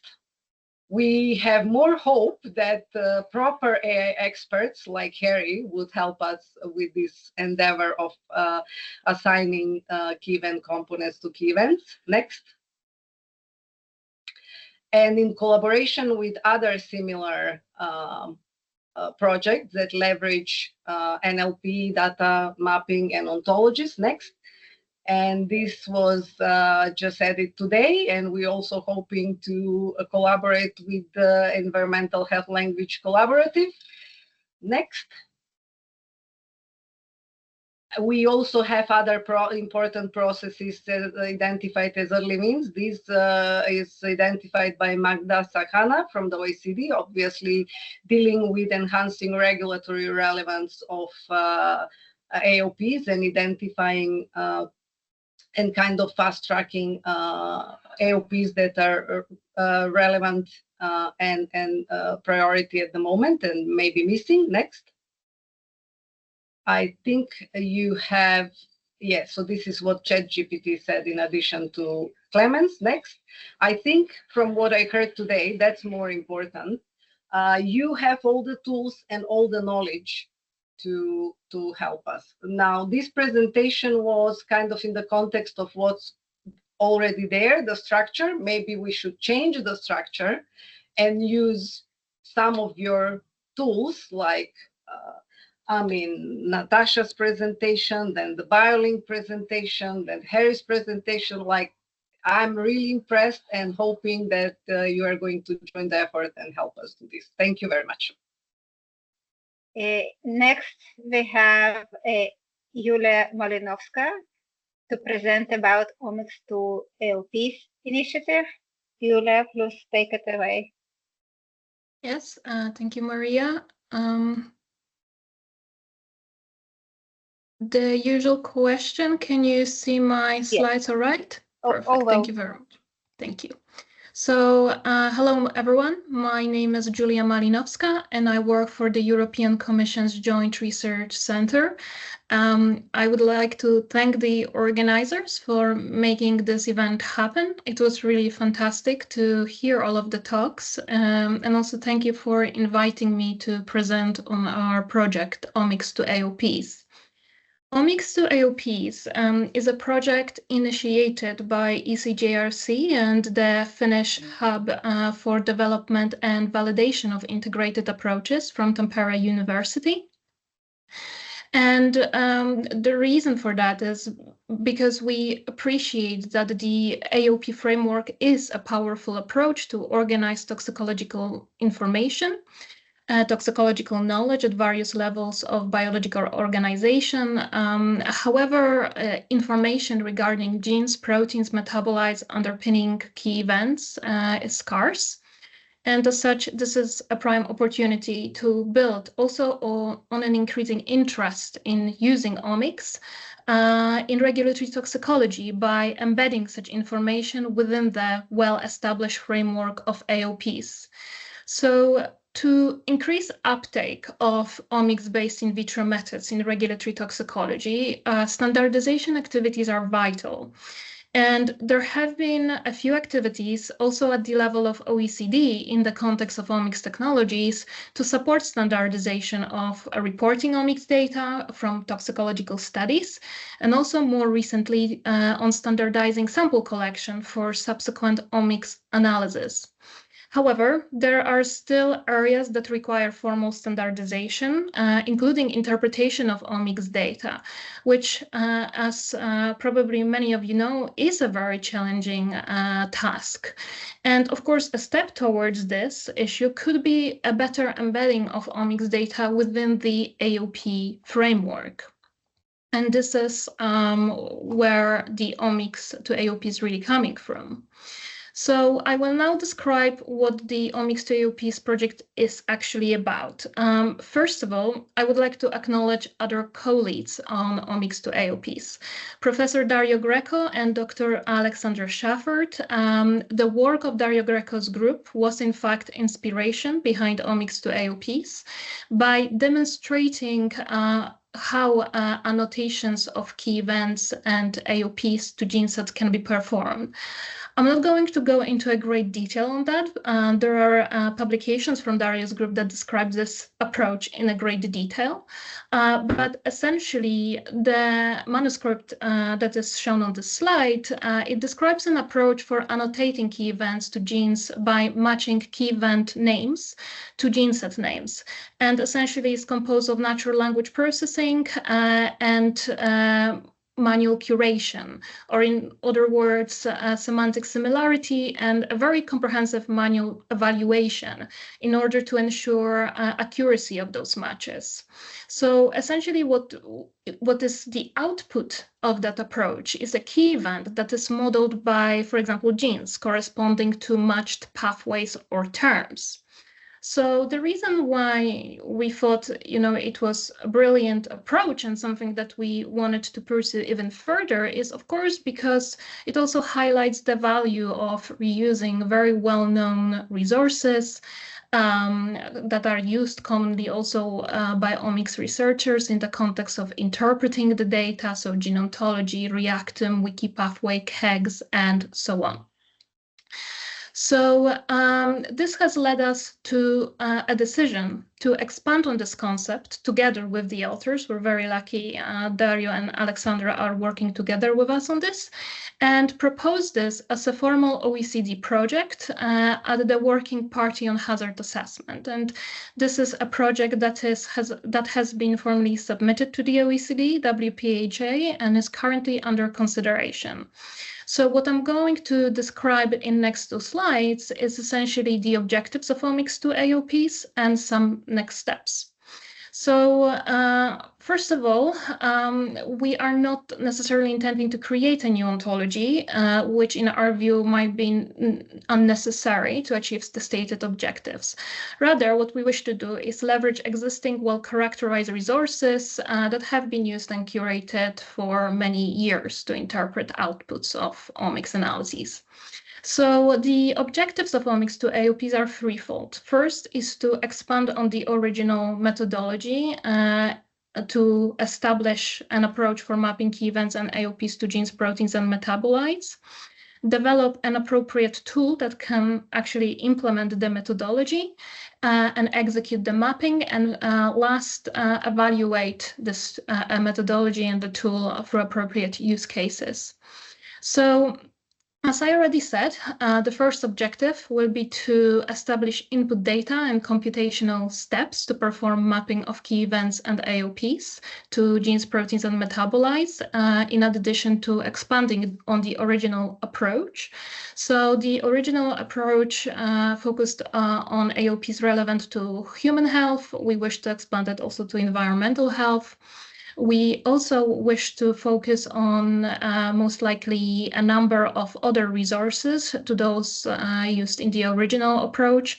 So of course, this could be gene ontology, Reactome, Wikipathways, KEGS, and many more, sort of depending also on the interests and priorities of the project team that we are forming. And also relevance of those associated molecular features and curations of associations will be really important to ensure their accuracy.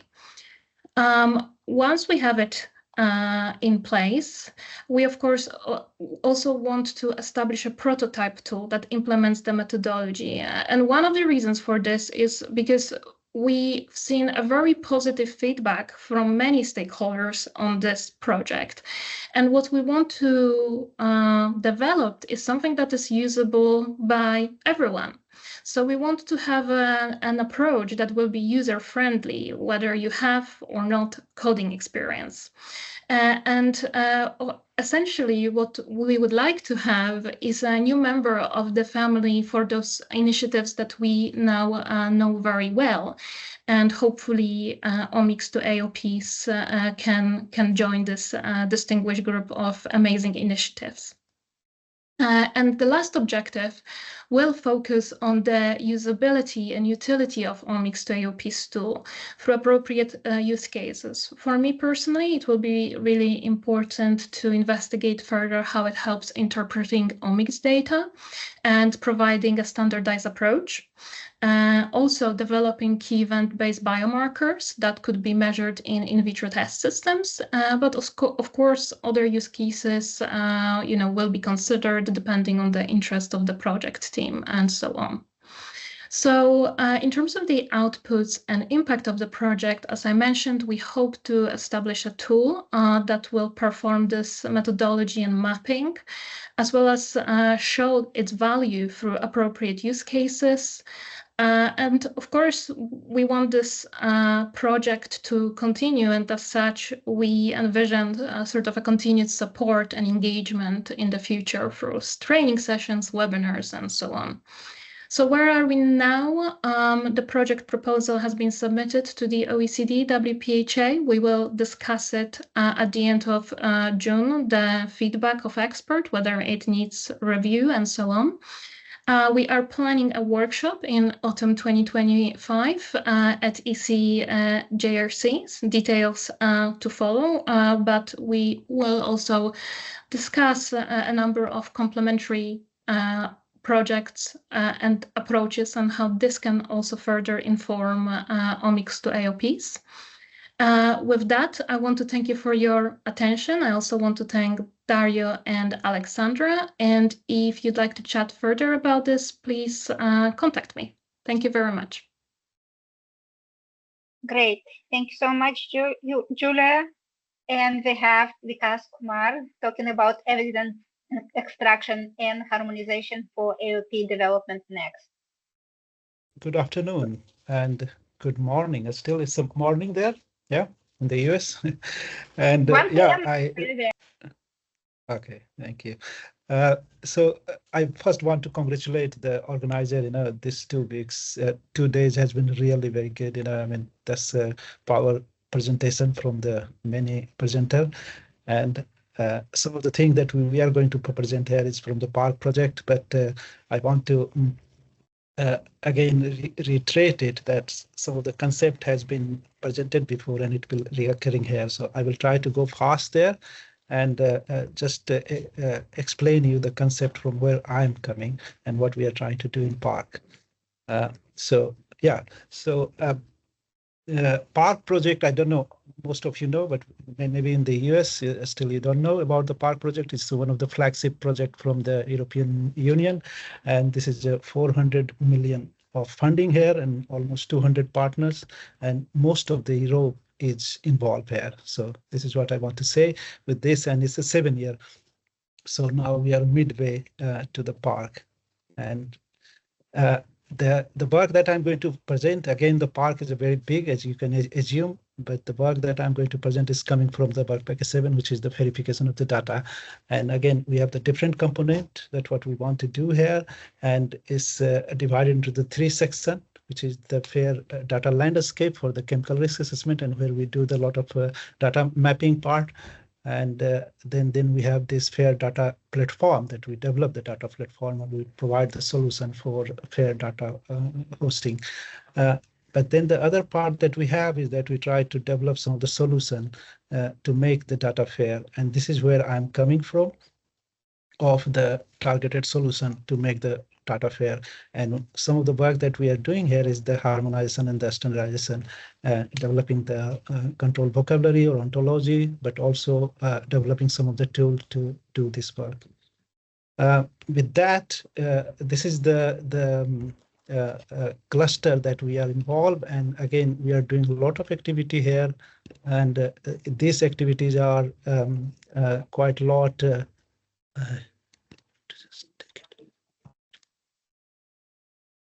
Okay, these activities are clustered into the different area of the data. So we have the regulatory toxicology data, but we also have the omics data and the workflow, which just one of the colleague was talking about. We have also the image data, and then we have this AOP data, which is the verification of the AOP itself, and then how we gather the evidence or the non-structured data that we get there.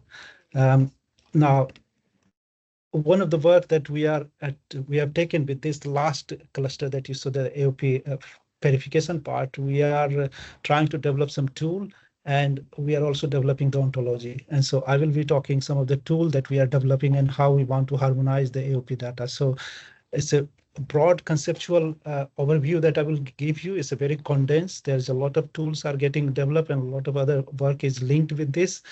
So let me start with the concept of this, the tool that we are developing, and it's a set of tools. So we call the AOP bot, but behind the AOP bot, there are a different component that we are developing. So basically that idea of the AOP bot comes from the how manually we develop the AOP, and from that process or the flow that we have, the framework that we take to the machine part, that how we can have the different tool or the different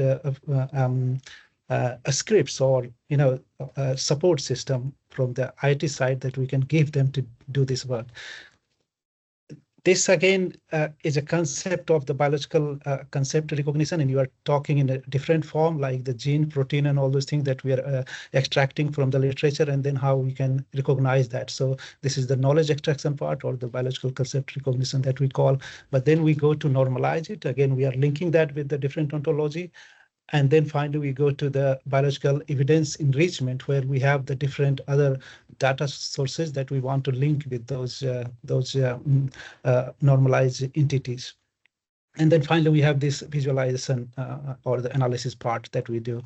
So this is the 4 basic pillar of the AOP bot, and with that we are developing this. So one of the major part of this is the knowledge extraction. And again, I will talk a little bit about that, but I'm not going deep in. But with that, we are developing the different tool, Babe apps or the browser extension and things which can support this activity.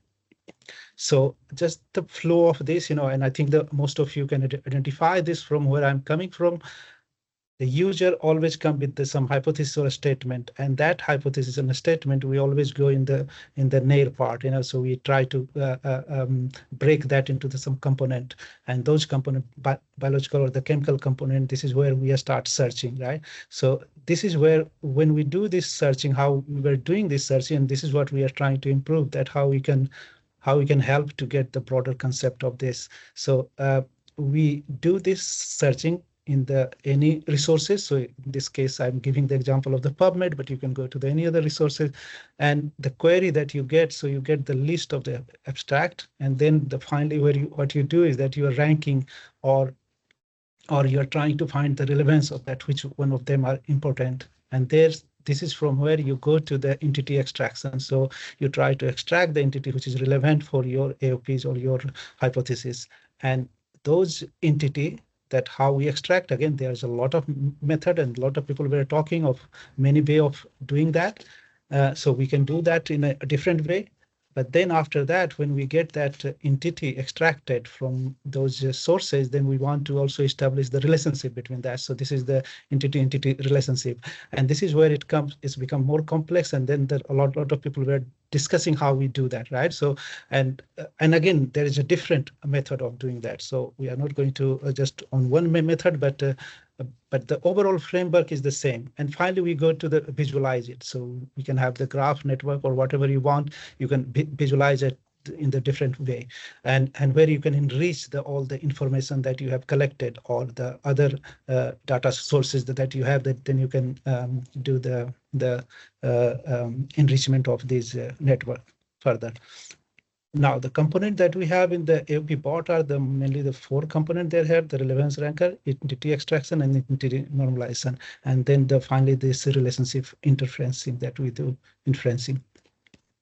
But I'm not going to go in the detail of this. And this is how it looks, but I think it's a little older. But you can have the query here and can search the information here. So all this information, like everyone is searching, and then here you can manually curate, you can download on all those things. And this side, that what you have is that all the entity that you have, which is normalized and is linked there. And then you can do the filtering based on your requirement, that different filtering. And this part of the entity that we are extending this list quite a lot. So we are now have enriched like 10 different entity type. And then you can visualize that based on the filtering, and then all the other stuff you can do that there here. So let me move to the next, just to give you the example. So for example, some of the CDT data that tetramer example that you were seeing that, and I will give you that, the how you can do on the fly some of these mapping. So for example, we want to map all the chemical which is a link to the cholestasis or the acetosis, and then you can get the map like that, which is enriched with the all the evidences or the databases. Similarly, if you want to go in a more specific searches that you want, then you can specify those lemmas or the predicate, and then you can get those information in those sentences. So you can refine as you want. So it's a very flexible module or the framework that we call, because behind it, so we have the different model we always keep on updating, but the framework we try to keep the same, that how the AOP developer want to use it. You can do many other applications. You can link with the other tools and things that we've been talking. So I just put the BioLink example here, that where you can do the post-translational modification linkage, and then many other part you can do that. The second part of that what we want, and which we are doing quite a lot, is the harmonization of the evidence. So the evidence, the way we capture the evidence, and how we want to keep that evidence, that's becoming quite crucial. And some of the talk that we have is that AOP development is a modular, and I really want to emphasize on that, the modularity of the AOP. So the key event or the key event relationship event are the modular, and are in the many part of the AOP is that we have in the AOP key. So the evidences are going to be reused. So, and the way we curate it is a lot of effort, and those effort that we have, that has to be valued, and it has to be stored in a way that it can be reused. That. So this is the part that we are now giving a lot of emphasis, and I think some of the discussion that we have yesterday, or some of the discussion today, I think is moving to that direction, that how we are going to really capture this evidence and what we want to do with that evidence. So this part, again, I'm not going to do, but we are trying to capture the evidence in a way, and we are still discussing the evidence template, harmonized template, which can be linked with the ontology. And then for that, we are developing a tool that called the AOP Sketchpad, where the people can develop the AOP. So it's for the developer, which can start from the conceptualizing and using some of the stored evidences that they have, so reuse of the evidences, but also it will support the systematic searches of the literature and collecting the evidences in a structured way and linking with that their development. So this will be the development platform where they can use the information.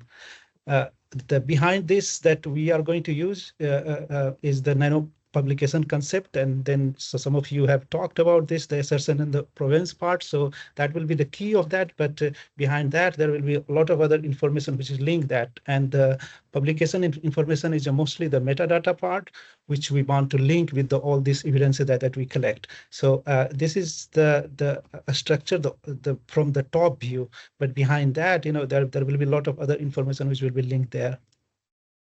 And this just show you that how some of the concept that we are trying to link. So the key event can have the ID, and then it can have the different object, and that object will have its ID as well. And then how we can go to the component wise and link them. So I'm just giving the example of the triple store part, but then the template of the evidence or the key event part can be changing. But I think this is something that we have to discuss in the community, that what we really want, how we want to store, and this is what we need to harmonize this part. Overall, the direction that we are going, and that some of you have already gone to that part, that from the information extraction to the data curation and the harmonization, and finally the automation of the development, which is the agenting and the reasoning system. So this is the direction we are also following, and we have some of the beta version that we are testing, but yeah, still we need to agree that what we want and how we want that. So it's all in the beta testing with some of the case study, which I don't want to show you at this time, but maybe in the future. And last, just to give you the one that we are separately doing this AOP ontology project. And in the AOP ontology, we already have the 2 meetings, but in the September, we are planning to have the full workshop. And if you want to get connected with this, then please, just write to us. Thank you. Thank you very, very much. And our last speaker for today, before we go into breakout discussion, is Marvin Martens. Marvin, please share your slides if you can. Yes. Great. Yes. Are they So, visible and can you hear me well? fine. Always fine. Yes. Okay, perfect. Thank you.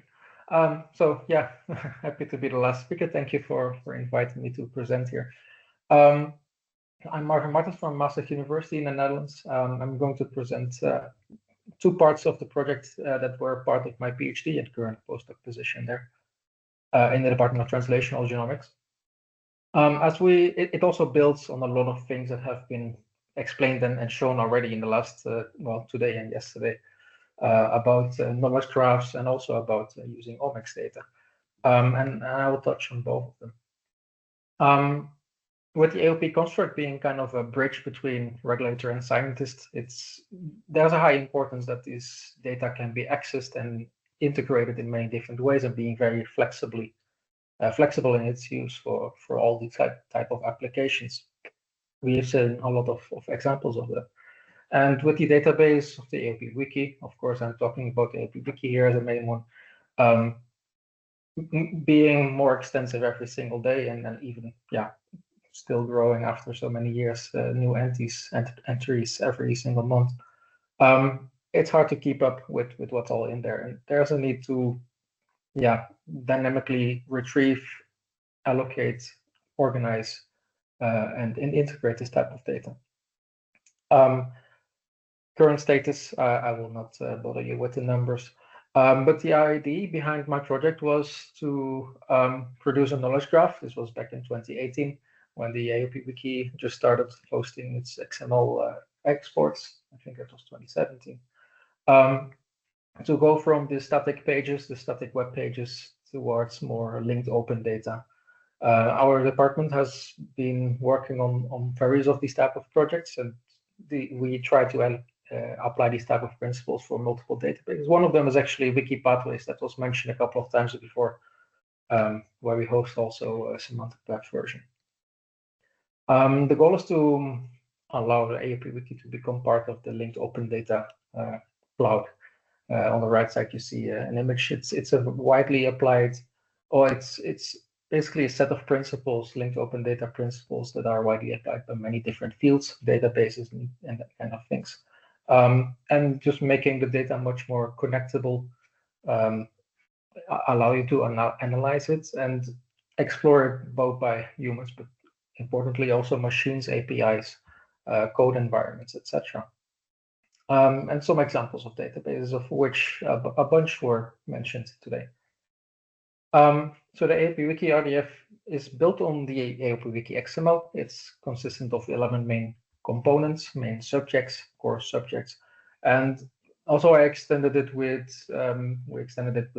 chemical identifiers and protein identifiers, as our initial idea was to go towards the molecular descriptors. I'll get more into that in a second. Importantly, we use only resolvable and all resolvable identifiers. Also the AOP Wiki identifier types have been registered in the Miriam registry and completed the ontology term RRIs, for example, in the key event components. For the most part, we used standardized or standard metadata vocabularies, and where possible, domain-specific ontologies, which also includes actually the older AOP ontology. So I'm actually happy to see that there's more developments on there. It has been standing still for a while. This is a screenshot of kind of the schema. It's an older, it's 2021, so it's already a bit outdated. It's basically the data structured in triples, subject, predicate, object. I will not go into depth because everyone already knows what knowledge graphs are here. I've seen so many. Yeah, mentioning the type of information that's in there and describing in very systematic way what type of data is represented and how they are formatted and these kind of things. Also, a fun thing that Holly presented on the first day in the introduction it also follows the same principles. We work together on the AOP database RDF as well. So then going towards the usability of the AOP Wiki RDF, there's 3 ways in this moment to interact with it. On the left side, you see a screenshot of we call it the Snorkel user interface. This is the well, one of the, I think the most usable at this moment. It is basically a Sparkle query that is embedded within an HTML with additional functionalities like to get permalinks, various type of downloads, and also a query panel. It's all based on GitHub. I will show it in a bit more. The middle one is the Sparkle M, but that's basically the API to execute Sparkle queries, Sparkle the query language to retrieve this type of data and format the type of data. And on the right side, it's an API using Garlic as a platform to basically define functions to automatically extract information and get retrieve back tables in any format that you want. The interface looks like this, where and I will not explain what Sparkle is.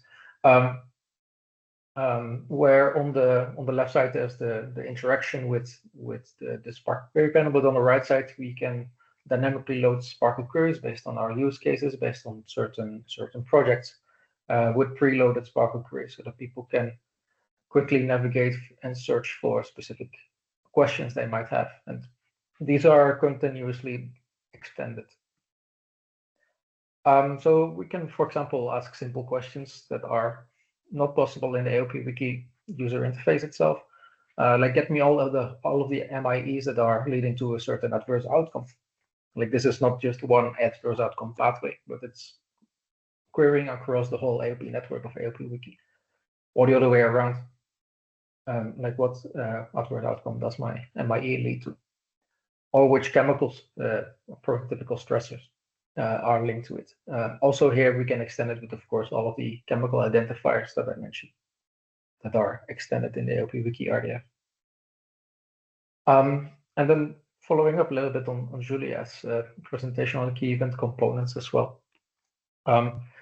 These are also, of course, loaded in the AOP Wiki RDF, and we can search by them. We can explore them directly using this tool. We can export them in many different ways for further analysis to integrate them with the genes or the proteins that are described or are also associated with those same consistent terms. As an example here. Furthermore, we can integrate it directly with other databases. I mentioned Wikipathways already. They also apply linked open data principles. We can, in one single click of a button, get information from both databases simultaneously, and also from, for example, the AOP database, which has, among other things, Toxcast data or Toxcast outcome data. And we can directly get that back from key events that are described in AOP Wiki. Just to show that we are working hard on the interface usability, Yummy Data is kind of a platform that highlights and hosts a lot of Sparkle endpoints and tracks how they are doing in terms of 6 different metrics, and AOP Wiki and Wikipathways as well. Consistently are available, usable, and quite active, and score good in all the metrics. The API is a more newer setup. It's a Docker-based setup, so it's also very easy to host it whenever you want, wherever you want. All of these things are, by the way, all public on GitHub and by URLs. And like I mentioned, this is wrapped Sparkle. Looks like this.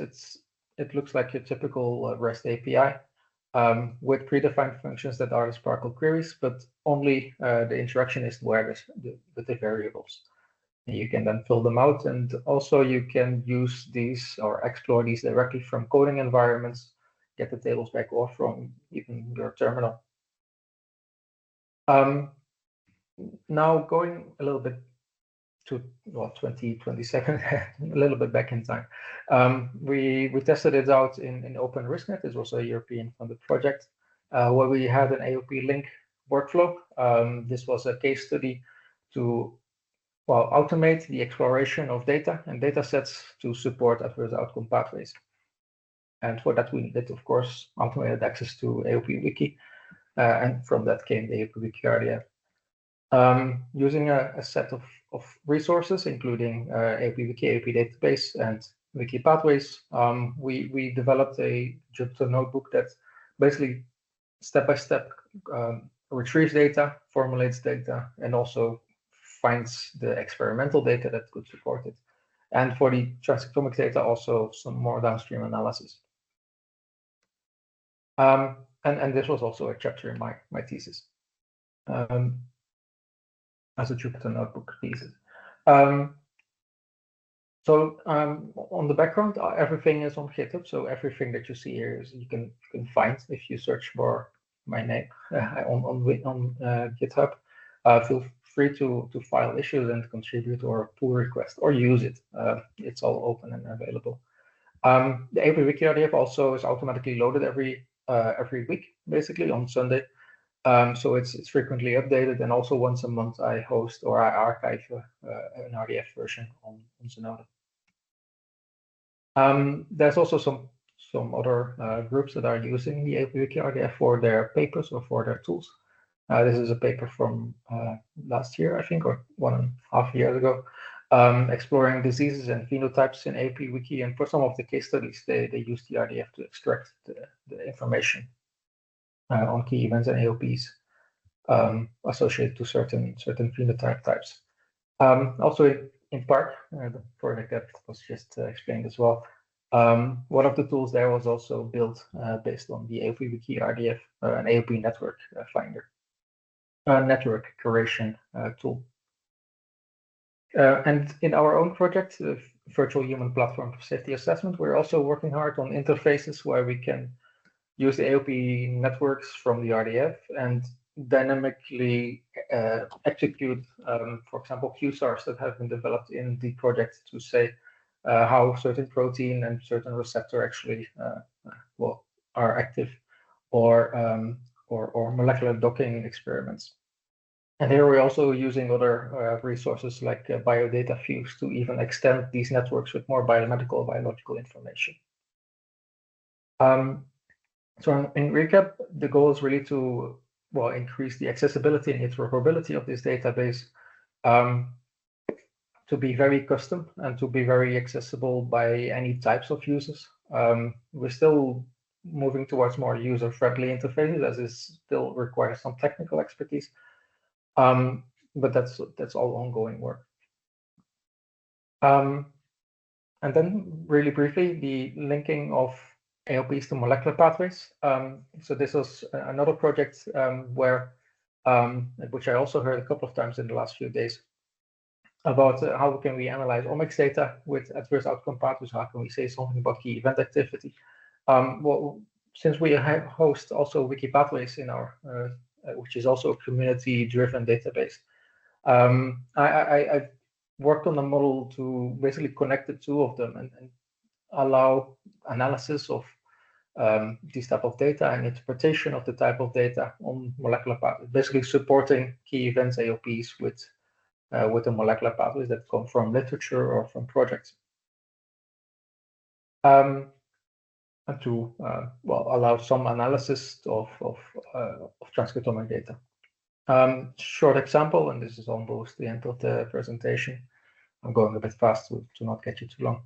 On the liver steatosis, this is one of the AOP networks. It's pretty famous. It's often one of the case studies that you see in automation and interoperability projects.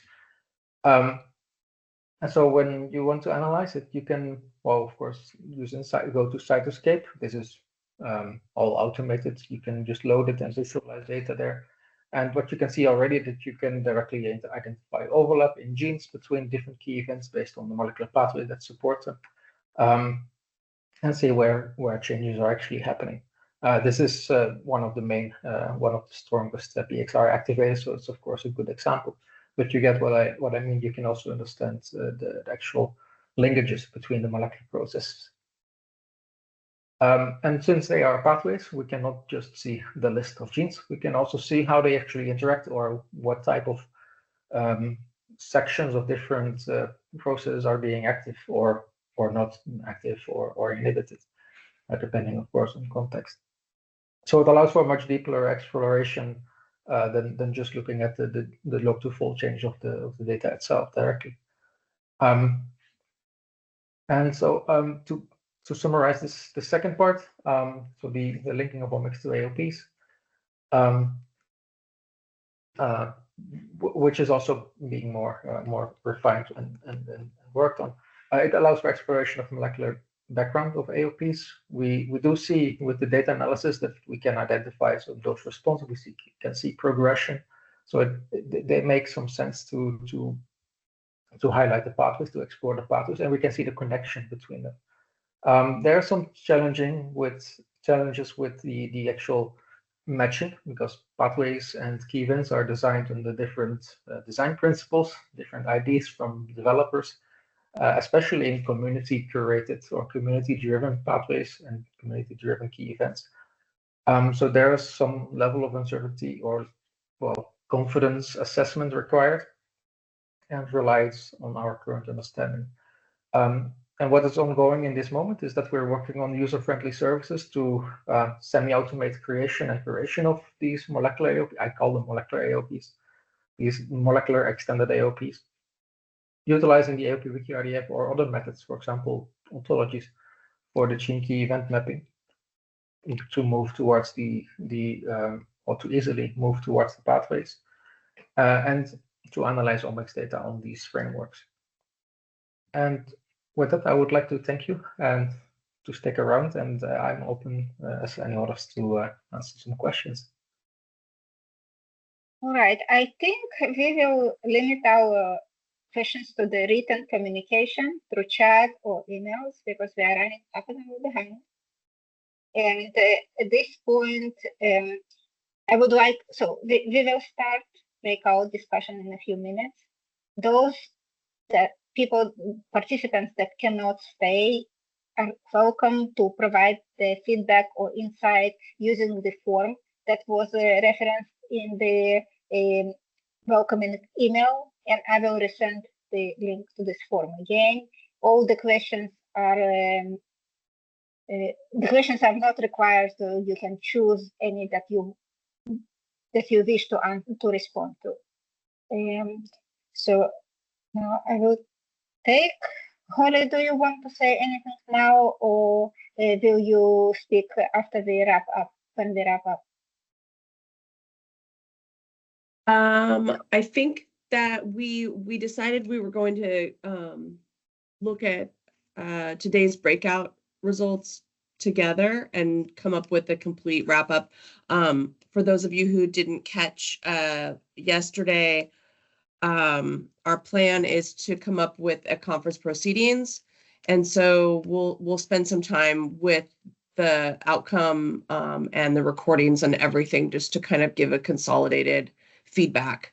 So if we run out of time today, I think that we'll be in communication with everyone that's been involved in the meeting, and so thank you so much for everything that you've contributed so far. We'll just continue to collect that information and give our efforts to the breakout groups today. Okay, so in this case, we will not come back for a wrap up after the breakout rooms. The rooms will stay open, so feel comfortable to stay and discuss as you need. I just want to thank our co-chairs, Jeannie and Holly, for a fantastic work. All the moderators and all the presenters that contributed to their time, and also Charles Schmidt, the Director of Office of Data Science at NIEHS, for his vision.